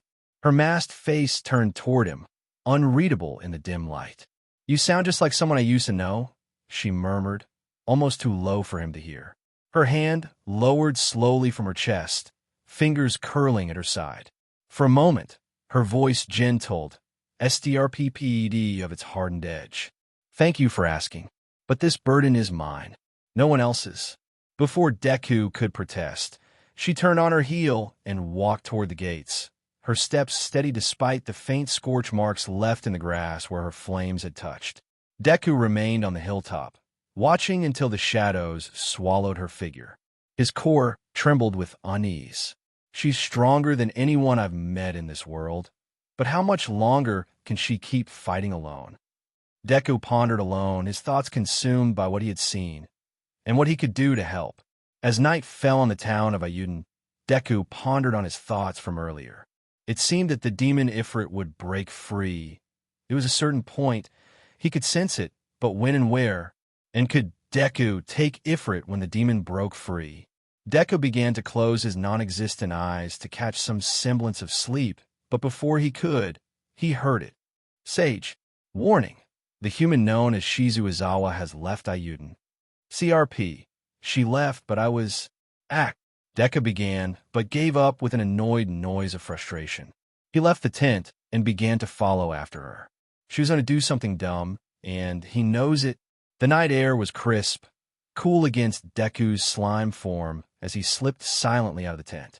Ayuden slept behind him, its torches burning low along the gates, a town blissfully unaware of the danger that might already be stirring. His tendrils rippled anxiously as he picked up Shizu's trail. Faint impressions in the earth, the lingering heat in the grass where her boots had pressed. It wasn't hard to follow. She hadn't tried to cover her tracks. She's not even being careful. Deku muttered under his breath. What is she planning? The forest pressed close, dark and alive with distant cries of nocturnal beasts. Deku's senses stretched outward like a net, combing through the mana currents. The further he went, the heavier the air felt, thick with heat, wrong with pressure. Then, ahead, a flicker, a faint glow between the trees, pulsing like the heart of a furnace. Shizu stood in the clearing, her mask tilted skyward as she breathed heavily, gauntlet hand clutching at her chest. Flames licked along her arm in erratic bursts, fighting against her will. Ifrit, Deku whispered, his core tightening. Her voice carried faintly over the crackle of fire. I know you're there. I can feel your eyes on me, slime. She didn't turn, but her tone wasn't hostile, only resigned. I didn't want anyone to see this. Not your people. Not you. A surge of fire burst around her feet, scorching the soil. She sank to her knees, mask hiding her face, but not the pain in her voice. He's waking up, and with a guttural scream, Shizu was engulfed in a fire so powerful it created a pillar of flames that surrounded her form. Deku's tendrils shot outward instinctively, probing the raging heat without touching it directly. His core pulsed, a mixture of fear, determination, and that unshakable drive he carried from his old life. This is bad, he muttered, stretching a thin filament toward the base of the fiery pillar, sensing the wild, unrestrained spirit thrashing within. Ifrit was stirring, and the sheer energy made the forest around him shimmer and distort. And just as the pillar formed, it faded, leaving behind a crouching figure that slowly rose from the ash. Standing in a smoldering ruin that was once a grass patch was a creature unlike anything Deku had seen before. Its body radiated heat like the sun itself, eyes glowing with molten intensity, and every movement sent flickers of fire dancing across the scorched earth. Flames licked its limbs and coiled like serpents around its shoulders, yet its form held a distinct, humanoid shape, a terrifying fusion of spirit and fire. Deku's tendrils quivered as he extended toward it cautiously, analyzing the aura radiating off the being. This was Ifrit, fully awakened, a being of pure destructive power, bound by Shizu yet wild and unpredictable. Every pulse of its energy carried weight, threat, and an almost sentient malice. It regarded Deku with eyes that burned like embers, and a low, rumbling growl vibrated through the clearing. Who dares? The fire being hissed, each word scorching the air itself. Deku's mask shimmered, subtly coalescing into a more solid, humanoid approximation. I am Deku, he said, voice steady despite the heat licking at his slime body. You are a slime, weak, easy picking. Ifrit began with a barrage of fire attacks, each hitting true and encasing Deku in a fire so hot it could rival the sun. The air trembled with heat and fury. Every breath Deku took was a fraction too warm, and every pulse of the earth beneath him vibrated with the energy of an untamed spirit. Ifrit's molten eyes burned like twin suns, his flames licking across the clearing, scorching grass and earth alike. Deku's slime form shimmered in the heat, tendrils quivering as he absorbed every flicker of Ifrit's movement. The monster, a towering mass of flames. Sage, I need you here, Deku muttered out. Acknowledged. I am ready to assist. Any suggestion to beat Ifrit, but keep Shizu alive? Deku asked, dodging a blast from the greater flame spirit. Query. The fire spirit and Shizu are one. No known course of action can be surmised here. So no, Deku asked, weaving in and out of each of Ifrit's blows. The fire spirit screams, promising destruction and terror. Confirmation, correct. She cannot be spared if you attack him directly. Only through absorption with a unique skill, Predator, can the bond be severed without annihilation. Kill Ifrit, absorbed him, and also doom Shizu. Deku muttered out, a physical manifestation of his annoyance at whomever summoned Shizu. appearing in his slime form in the shape of a sweat droplet. Affirmative. Only through Predator can the battle be won. Timing, precision, and willpower are paramount. Deku's slime mass quivered, tendrils extending like thin threads of emerald silk, probing the waves of heat and energy. The flames of Ifrit hissed and recoiled as he drew closer, sensing the intent to consume, to absorb. Okay, time to beat a fire spirit. Sage, I need you to guide me here. Deku muttered out, a sign of his solemnness about this action. Request confirmed. I will guide you. When you're ready, strike. Use Predator and end Ifrit. Got it, Deku said, a breath escaping his slimy form. Even though he had no lungs to breathe, a faint flicker of his hollow eye sockets glistened with a hint of gold, a sign that Deku isn't fighting alone in this fight. He has Sage, aka the voice of the world, on his side at this moment, and no one will stop him. The heat pressed in around him, every flicker of flame from Ifrit like a lash against his slime body. Deku's tendrils stretched outward, delicate yet deliberate, weaving between the inferno like threads of green silk against a roaring infernal storm. Each movement was precise, controlled, not a single extraneous twitch. Each attack from Ifrit proving how much the fire spirit could end Deku with one well-placed blow. Deku's core pulsed rapidly, the molten heat of Ifrit radiating outward in waves that threatened to destabilize his form. Every strike from the fire spirit sent tremors through the ground, singeing the air, and yet Deku moved with a calm, deliberate precision, anticipating each strike like a seasoned strategist reading the flow of battle. His tendrils wove through the flames, probing, testing, feeling for the edges of the spirit's essence. Each flicker, each crackle of heat was data, an opportunity. He could sense the raw power coiled in Ifrit, like a predator waiting to strike, but also the fragile thread connecting the fire spirit to Shizu. This has to work, Deku muttered internally, focusing every shred of his will. One misstep, and it's over. Ifrit roars with temperament, a massive circle of symbols appearing where Deku Saturday acknowledged. Ifrit is using the skill. Inferno Pillar. Deku's slime form tensed instinctively, tendrils stiffening as the circle of symbols blazed into being, burning into the air with a light that threatened to sear even his amorphous body. Heat radiated outward in waves, carrying with it a force that made the ground quake and singe beneath him. Confirmation, extreme danger. This is Ifrit's ultimate, unrestrained attack. CRP, I can't dodge it. Deku screamed out as the attack encompassed his entire slime form. Flames lap at his slime form, teasing and testing Deku's form. What's going on? Deku muttered out after being encompassed in a massive pillar of fire from Ifrit. He felt like the attack was going on for longer than expected. Acknowledged, unique skill. Thermal fluctuation resistance has been activated. Damage from fire attacks does no damage. Deku's slime form gained a physical manifestation of his embarrassment in the form of a faint blush and a sweat drop. Sage sounded fed up with me. Deku thawed out as the pillar of fire dissipates and revealed a shocked Ifrit who stared on with an open mouth. Deku's tendrils wavered, still trembling from the sheer intensity of the Inferno pillar, but he felt the subtle reassurance of Sage's annoyed guidance. Flame resistance. What can you do? Now my turn.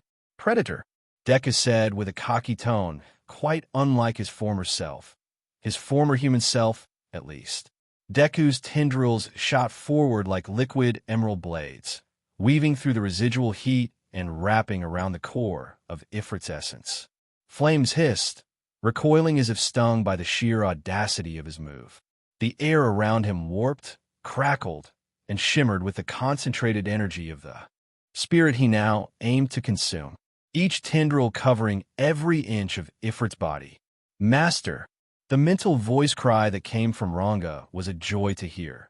The Tempest Wolf could carry Shizu back home, and from his slimy shadow the wolf in question appeared, his tail wagging despite the scene he came across. Can you carry us both home, Ranga? I am pooped, Deku said, and just after he said that, His slime form sank into the charged grass where he sat. Ranga's massive form scooped his master, Deku, and the odd swordswoman up. Despite the destruction around him, the Tempest Wolf's presence radiated reassurance, a tether to reality amid the chaos. His tail swished lazily, unconcerned by the heat and flames, yet somehow full of purpose and with strong strides from his woven form.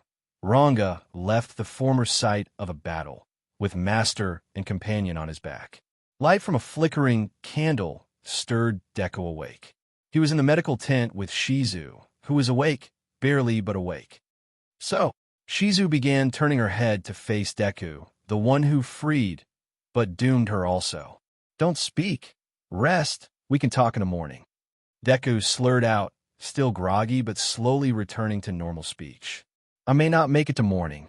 Slime, no Dek. Ifrit was the spirit that was sealed in me when I was summoned here over decades ago.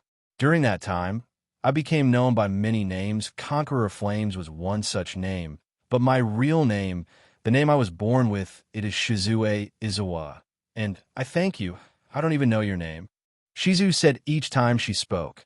Her words were coated with coughing and wheezing. Deku shifted slightly on his own cot, his slime form sinking to be next to Shizu. "No, Shizue." Deku climbed atop a nearby chair, settling into the wooden frame of it. "My name, it was Izuku Midoriya." Deku/Izuku began. He was going to continue to speak, but a very violent cough from Shizue stopped him. "Izuku. I like that same. Izuku, I have a question for you. Will you hear it?" Shizue asked, sweat covering her trembling from. Deku nodded solemnly. The unsaid conclusion held in the air. "Will you eat me, like you ate Ifrit?" Shizue continued. "I don't want to become Magicules. I want to die in the only place I have ever felt safe. When you were fighting Ifrit and you absorbed him, I felt your slime's stomach." Light from the flickering candle danced along the walls, casting Deku's shadow long and distorted. Shizue's labored breathing filled the silence between them, every breath like a fragile thread threatening to snap. Izuku's core pulsed faintly, even now, the echo of Ifrit still burning somewhere deep inside him. He swallowed hard, his throat suddenly dry, even though he had none. "You felt that?" he whispered, his voice rough. Shizue's lips curved faintly in a sad smile. "Yes, it was warm. Terrifying, but warm." She coughed again, the sound wet, her frail body shuddering. "I've been fighting for so long, Izuku, living with that monster inside me. My body is failing now that he's gone. I can feel it unraveling." Deku's tendrils come up to wrap around the chair he's somewhat sitting on. "You don't have to, Shizue, you don't have to say this. I can find a way." Sage and I. Negative. Her body's life force is critically depleted. Recovery is impossible. Shizue chuckled softly at his stricken expression, the sound almost tender despite her pain. "You're kind, Izuku, but you're not a miracle worker. Not yet." Her eyes glimmered faintly in the candlelight as she turned to him. "Please grant me this last kindness. Don't let me become just Magicules scattered to the wind. Let me live inside you, in your memories." "I will." "Any last words?" Izuku asked, the tone solemn, a final hint of what to come. "If you find the demon lord who summoned me, ask him this. Why me? Why a child also? I use to teach. My students will need to know of my fate. Will you do these last things for me?" Shizue asked, her eyes dimming slightly, her life force leaving with each second that passed. "I promise on the name of Deku Tempest. No, on the name of Izuku Midoriya, that I shall find whomever summoned you, and I promise to give said demon lord a punch in between their eyes." Deku/Izuku said, posing with a tendril stretched out in the action of punching. "His name." Shizue became, her voice strained, and with her last breath she speaks out Leon Cromwell, and with that Shizue's eyes closed for the final time. The candlelight flickered across Deku's slime form, reflecting off the translucent green of his body as her final words hung in the air. The pulse of life that had clung to Shizue slowly faded, leaving her body slack and fragile. With seconds, her form ages to an ancient look, her hair grayed, and her once smooth skin wrinkled. Deku's tendrils trembled, hovering over her still form as if hesitant to complete the final act. The room was silent except for the faint crackle of the candle flame and the residual hum of energy lingering from Ifrit. I'll do as you asked, he murmured, voice thick with sorrow, even through his slime body. You won't vanish. I'll carry you with me.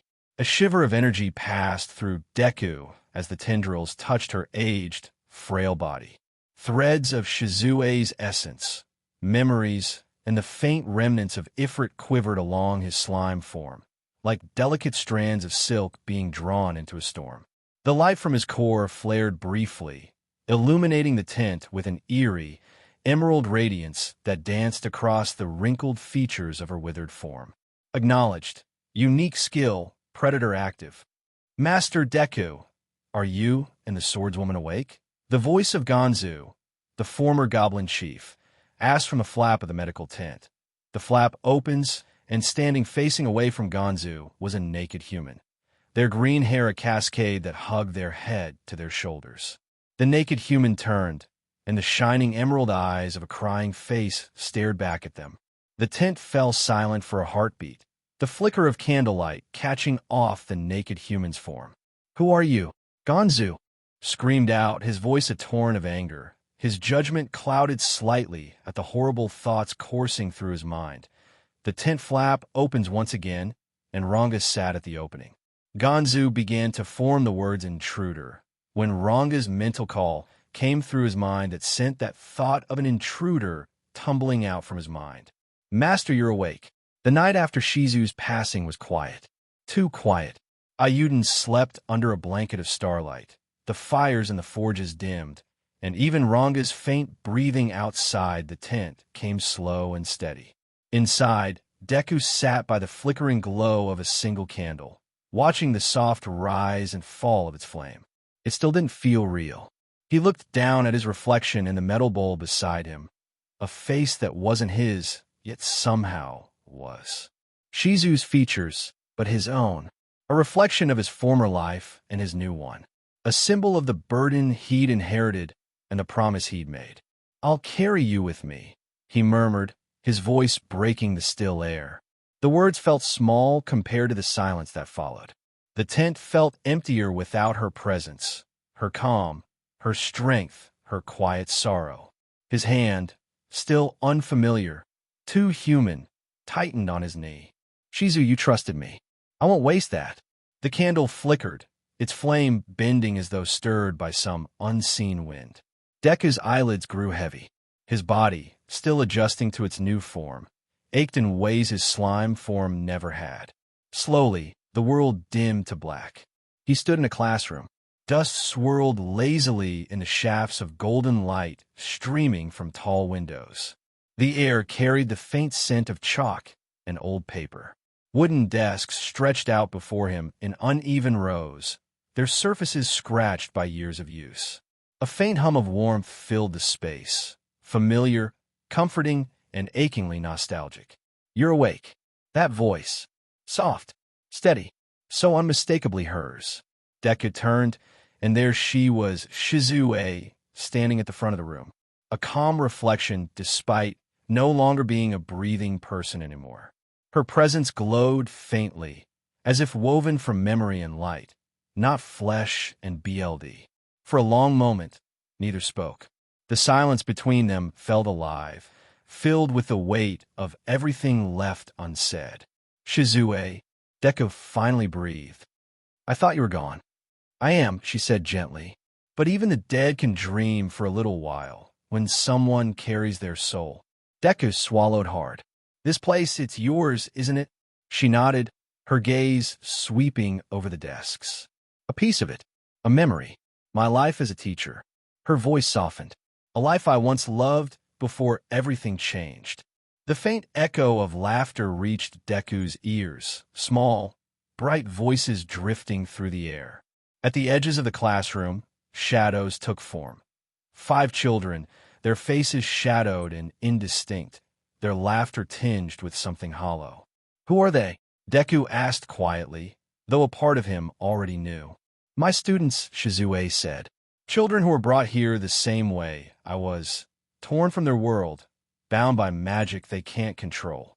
She stepped closer to him, eyes glowing with that same sorrowful warmth he'd seen before her death.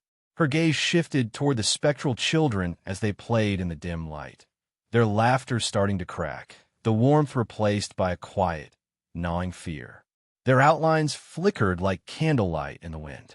"They don't know it yet," she continued, voice trembling, but the magicules inside them.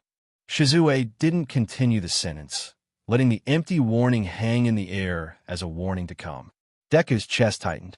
Even in this dream, even standing before her again, he could feel the ache in her voice. It wasn't fear, it was regret. The magicules inside them. Deku echoed softly. "They'll destroy them, won't they?" Shizue's eyes glimmered with unshed tears. Or perhaps they were only light, fragments of memory, trying to hold their shape. They were born ordinary, children who laughed, who cried, who missed home. But being summoned here changed them. Their souls can't bear the strain forever. The children's shadows flickered again, one moment laughing, the next trembling as bursts of raw magic sparked around them like dying stars.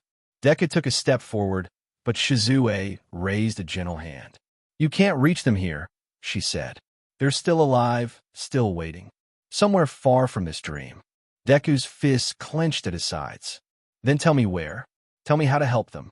A faint smile curved her lips, sad, proud, knowing. "You remind me of someone I once taught," she whispered. "Always charging forward, even when you're scared." "Shizue, they're in the kingdom of Ingresia," she interrupted softly. "At the Freedom Academy. They wait for someone who can give them hope. Someone who will see them not as weapons, but as children." The room began to dissolve, the desks fading into light, the children's laughter fading to a single echo. "Save them, Izuku," she said. "Let my students live the life I couldn't give them."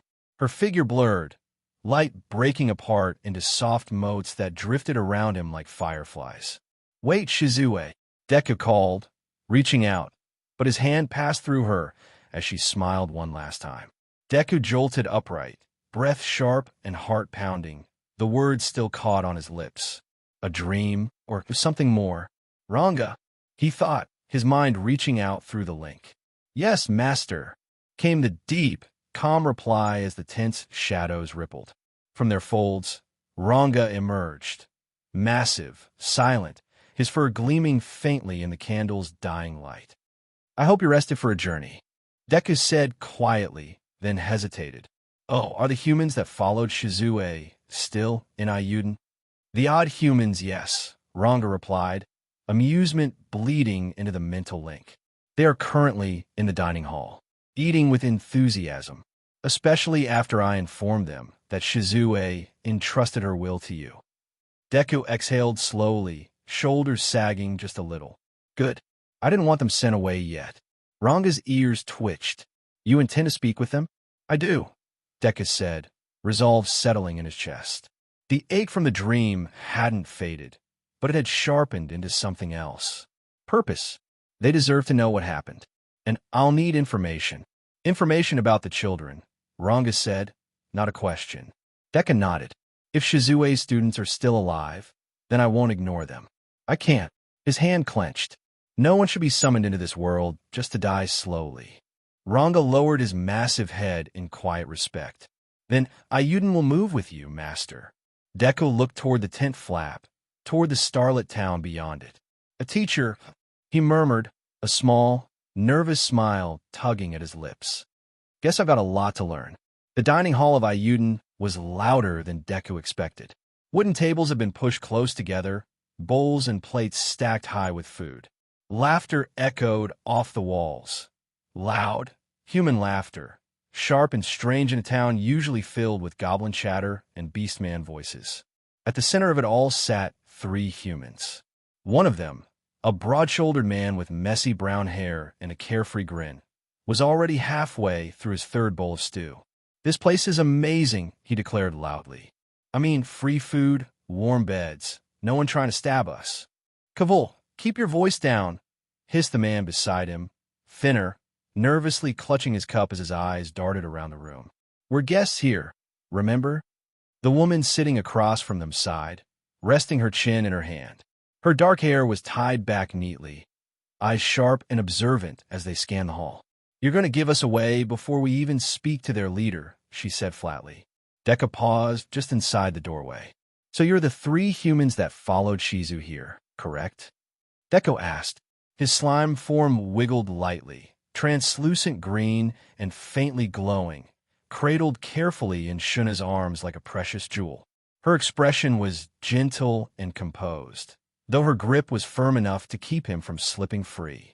Behind her, Cheyenne stood with her arms crossed, aura dangerously irritated, eyes locked on Shuna's hands. Why does she get to hold Lord Deku? The 3 humans froze. Kavul was the first to react. Again. He slowly lowered his spoon. Is that a slime?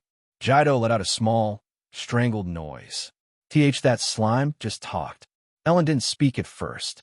Her eyes narrowed, studying Deku intently. Not his shape, but his presence. The calm authority behind the voice. The intelligence. You're the ruler of this town, she said finally. I am, Deku replied with a small, bobbing nod. My name is Deku Tempest. A pause. In this town, he continued, is Izuku. The name carried weight. Even Ellen felt it. Shuna smiled politely. Cheyenne cracked her knuckles. Deku tilted slightly in Shuna's arms. I was told you wished to speak with the leader of this town. So here I am. He looked between them. Not threatening, not imposing. Just watching. You followed Shizu. That means you were under her protection. Kavul swallowed. The carefree edge to him dulled. Yeah, she did. Right up until the end. Jido opened his mouth, then closed it again, jaw tight. Ellen studied Deku for a long moment before turning away, with a single tear dropping down her cheek. The hall was quiet now. Even Kavul had stopped chewing. Deku watched them carefully. Not as intruders, not as tools, but as people who had followed someone important to him. Shizu trusted you, he said softly. That alone tells me enough. He shifted slightly in Shuna's arms, the glow within his slime body steady and calm. You are welcome to stay in Izuku, Deku continued. His voice wasn't loud, but it carried, firm without being cruel. Eat, rest, recover. No one here will harm you. Jido looked up sharply. But, Deku added, gently but unmistakably, Izuku is a town built on trust. No fighting, no plotting, no harm toward my people. His gaze met Ellen's. If you can accept that, then you are my guests. For a moment, no one spoke. Then Ellen turned back toward him and bowed her head, not deeply, but sincerely. Thank you, she said quietly. Kavul followed suit, awkward but earnest. Jido hesitated, then nodded as well. Deku exhaled slowly. This wasn't a victory. It wasn't a battle won. But it was the first step. Somewhere deep inside him, Shizu's voice seemed to echo, not in sorrow this time, but in quiet approval. Ellen hesitated, then took a steadying breath. May we ask one final thing? She said, breaking the silence. Deku tilted in Shuna's arms, a small question mark bubbling up from inside his slime body, wobbling faintly before settling. Go on, he said. Ellen swallowed. You have an ability called Predator, correct? Ellen continued, her voice trembling. Her eyes shimmered with unshed tears, words pressing against her throat but refusing to come. Deku nodded, as much as a slime could. We just want to say goodbye. The words fell into the hall like fragile glass. A quiet sob escaped her lips, and she quickly covered her mouth. Beside her, Kavul looked down at the table, his fists clenched tightly, while Jido gripped his mug with shaking hands. For a moment, Deku said nothing. Then he gently slipped from Shuna's arms and dropped softly onto the floor. His body began to glow. The slime stretched upward, its form shifting and flowing like liquid light. Limbs emerged first, then a torso, then a face slowly taking shape as the glow dimmed. When the transformation finished, a human figure stood where the slime had been. Soft green hair framed their face, falling in gentle waves to their shoulders. Emerald eyes glowed faintly in the firelight, filled with warmth and quiet understanding. The face carried Shizue's calm grace, but the expression, the softness in the eyes, the earnestness, was unmistakably Deku. Neither fully male nor female. Neither entirely Shizue nor entirely Izuku, but someone who carried both. The three adventurers froze. Ellen's hand trembled as she stepped forward. She whispered. For a long moment, none of them spoke. Then Kavul suddenly dropped to one knee, his head bowing deeply. Jido followed immediately after, setting his mug down with a trembling hand before lowering his head as well. Ellen bowed too, tears finally spilling freely down her cheeks. Lady Shizu, Kavul said hoarsely. Thank you for everything, Jido added quietly. Ellen's voice broke as she spoke. We're sorry we couldn't protect you. The hall remained silent as their words hung in the air. Deku stood there, saying nothing, simply allowing them the moment they needed. Not as Shizue, but as the one who carried her will. The silence lingered for a long moment. Eventually, Ellen wiped her eyes and straightened, though her voice was still unsteady. There's something else you should know, she said. Deku looked toward her, still in his human form. What is it? Ellen exchanged a glance with Kavul and Jido. We've traveled through the kingdom of Ingresia before, Ellen continued, folding her hands together in a small, thoughtful gesture. Shizu once told us about the place she used to teach, the Freedom Academy. It's where children summoned from other worlds are sent, Jido added quietly. Kavul scratched the back of his head. They're supposed to learn how to control their magic there, but Shizu said it wasn't enough. Deku's eyes widened slightly. Freedom Academy, he repeated quietly. The name matched the one from his dream. The classroom, the children, Shizu's voice asking him to save them. In the kingdom of Ingresia, he finished softly. Ellen blinked in surprise. You already know about it? Shizu told me, he said simply, earning confused stares from the party of adventurers. The three adventurers exchanged confused looks. Kavul was the first to speak. Shizu told you, he repeated slowly. When exactly did that happen?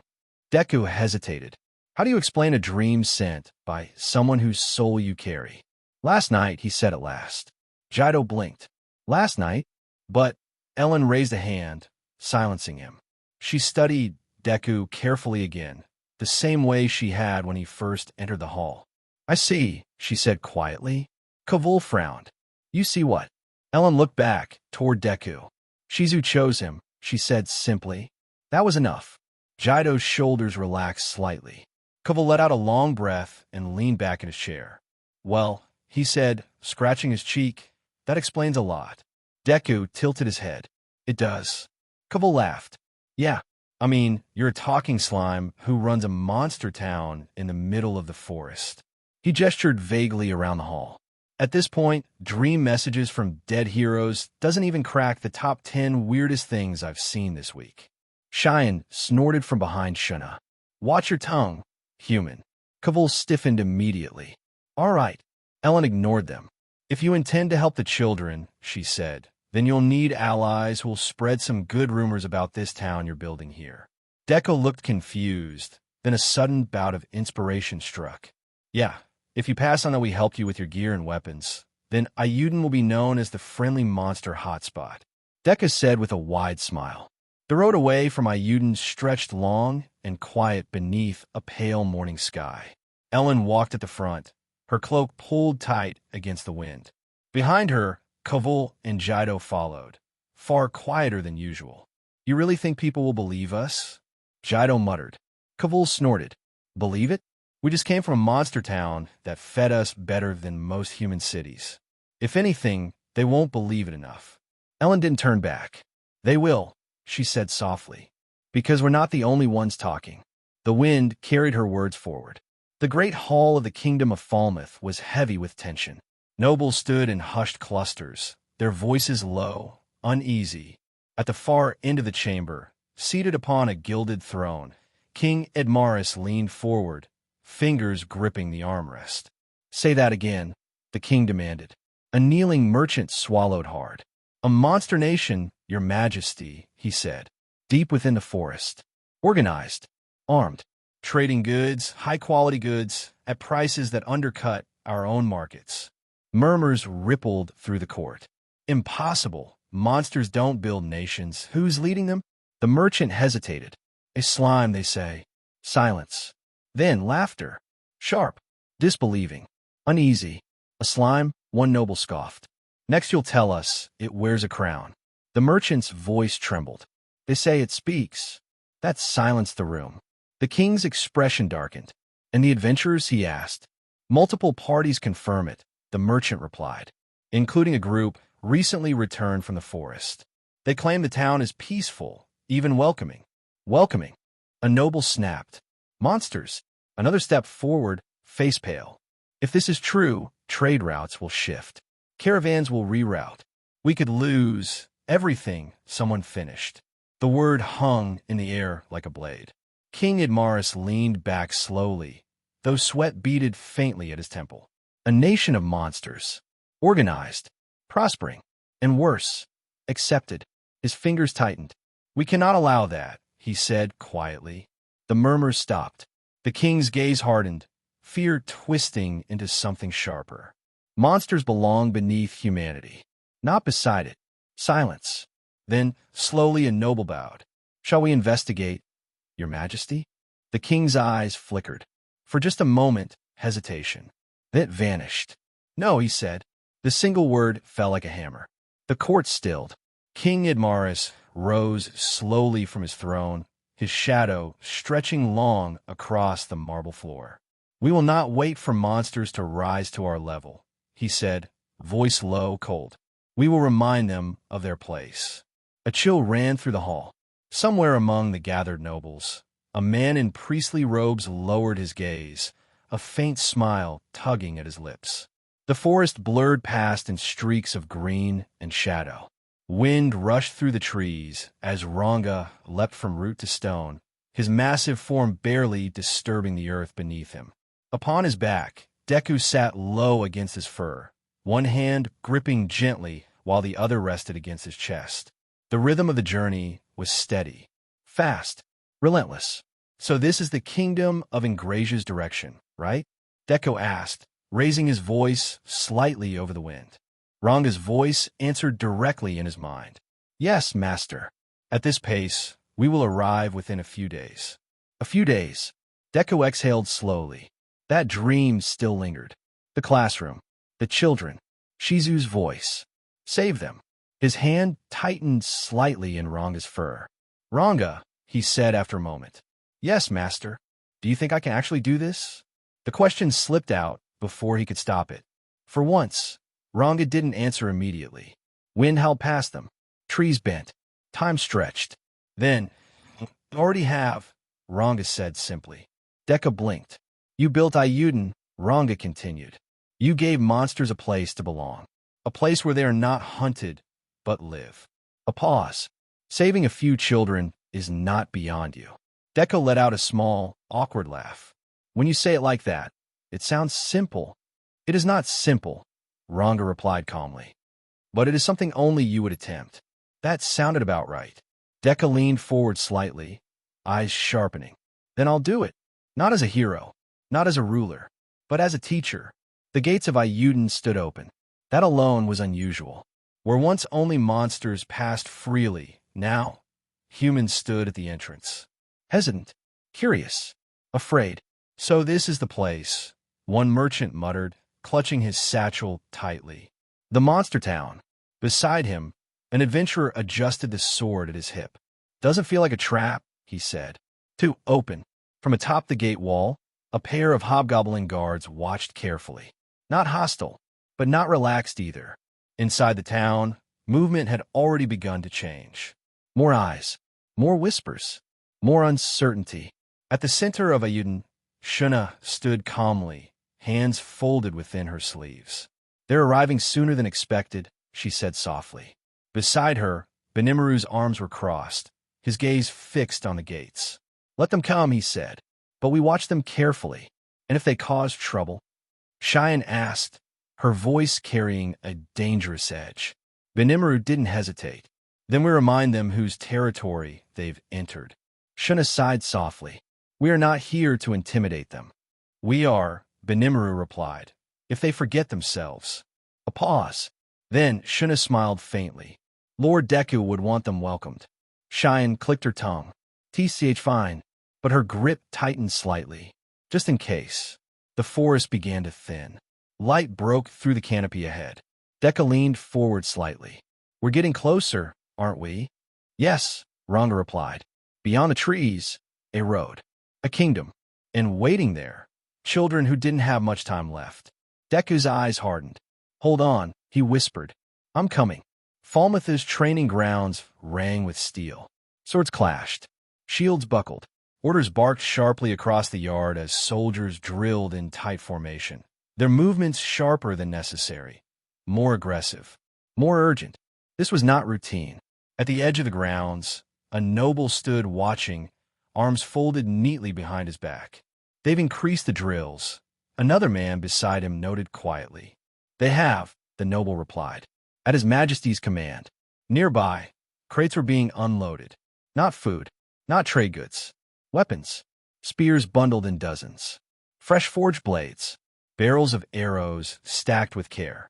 A third figure approached, lowering his voice. Scouts have been dispatched toward the forest. The noble's eyes narrowed slightly. And, no engagement orders, the man replied. Only observation. A pause. Then, for now, the wind shifted. Far above, banners bearing the crest of the kingdom stirred against the sky. Preparation, not action. Yet, inside the castle, King Idmaris stood before a large map. A single area had been marked. The forest. A nation of monsters, he murmured. Behind him, unseen, a quiet voice spoke. Fear spreads faster than armies, Your Majesty. The king did not turn. Then we will give that fear shape. Thank you for joining us on this journey through What If Deku Reincarnates as Rimuru Tempset. We hope you found it as captivating as we did. A big thank you to the true writer Zerthin for creating such an engaging story. Don't forget to visit their profile on fanfiction.net for more fantastic works. The link is in the description below. If you enjoyed this video, please give it a thumbs up, share with your friends, and subscribe to Zen and Fanfics for more intriguing explorations into fanfiction and fantasy. Your support helps us create more content like this, and we love hearing your thoughts and suggestions in the comment section. See you soon in the next video.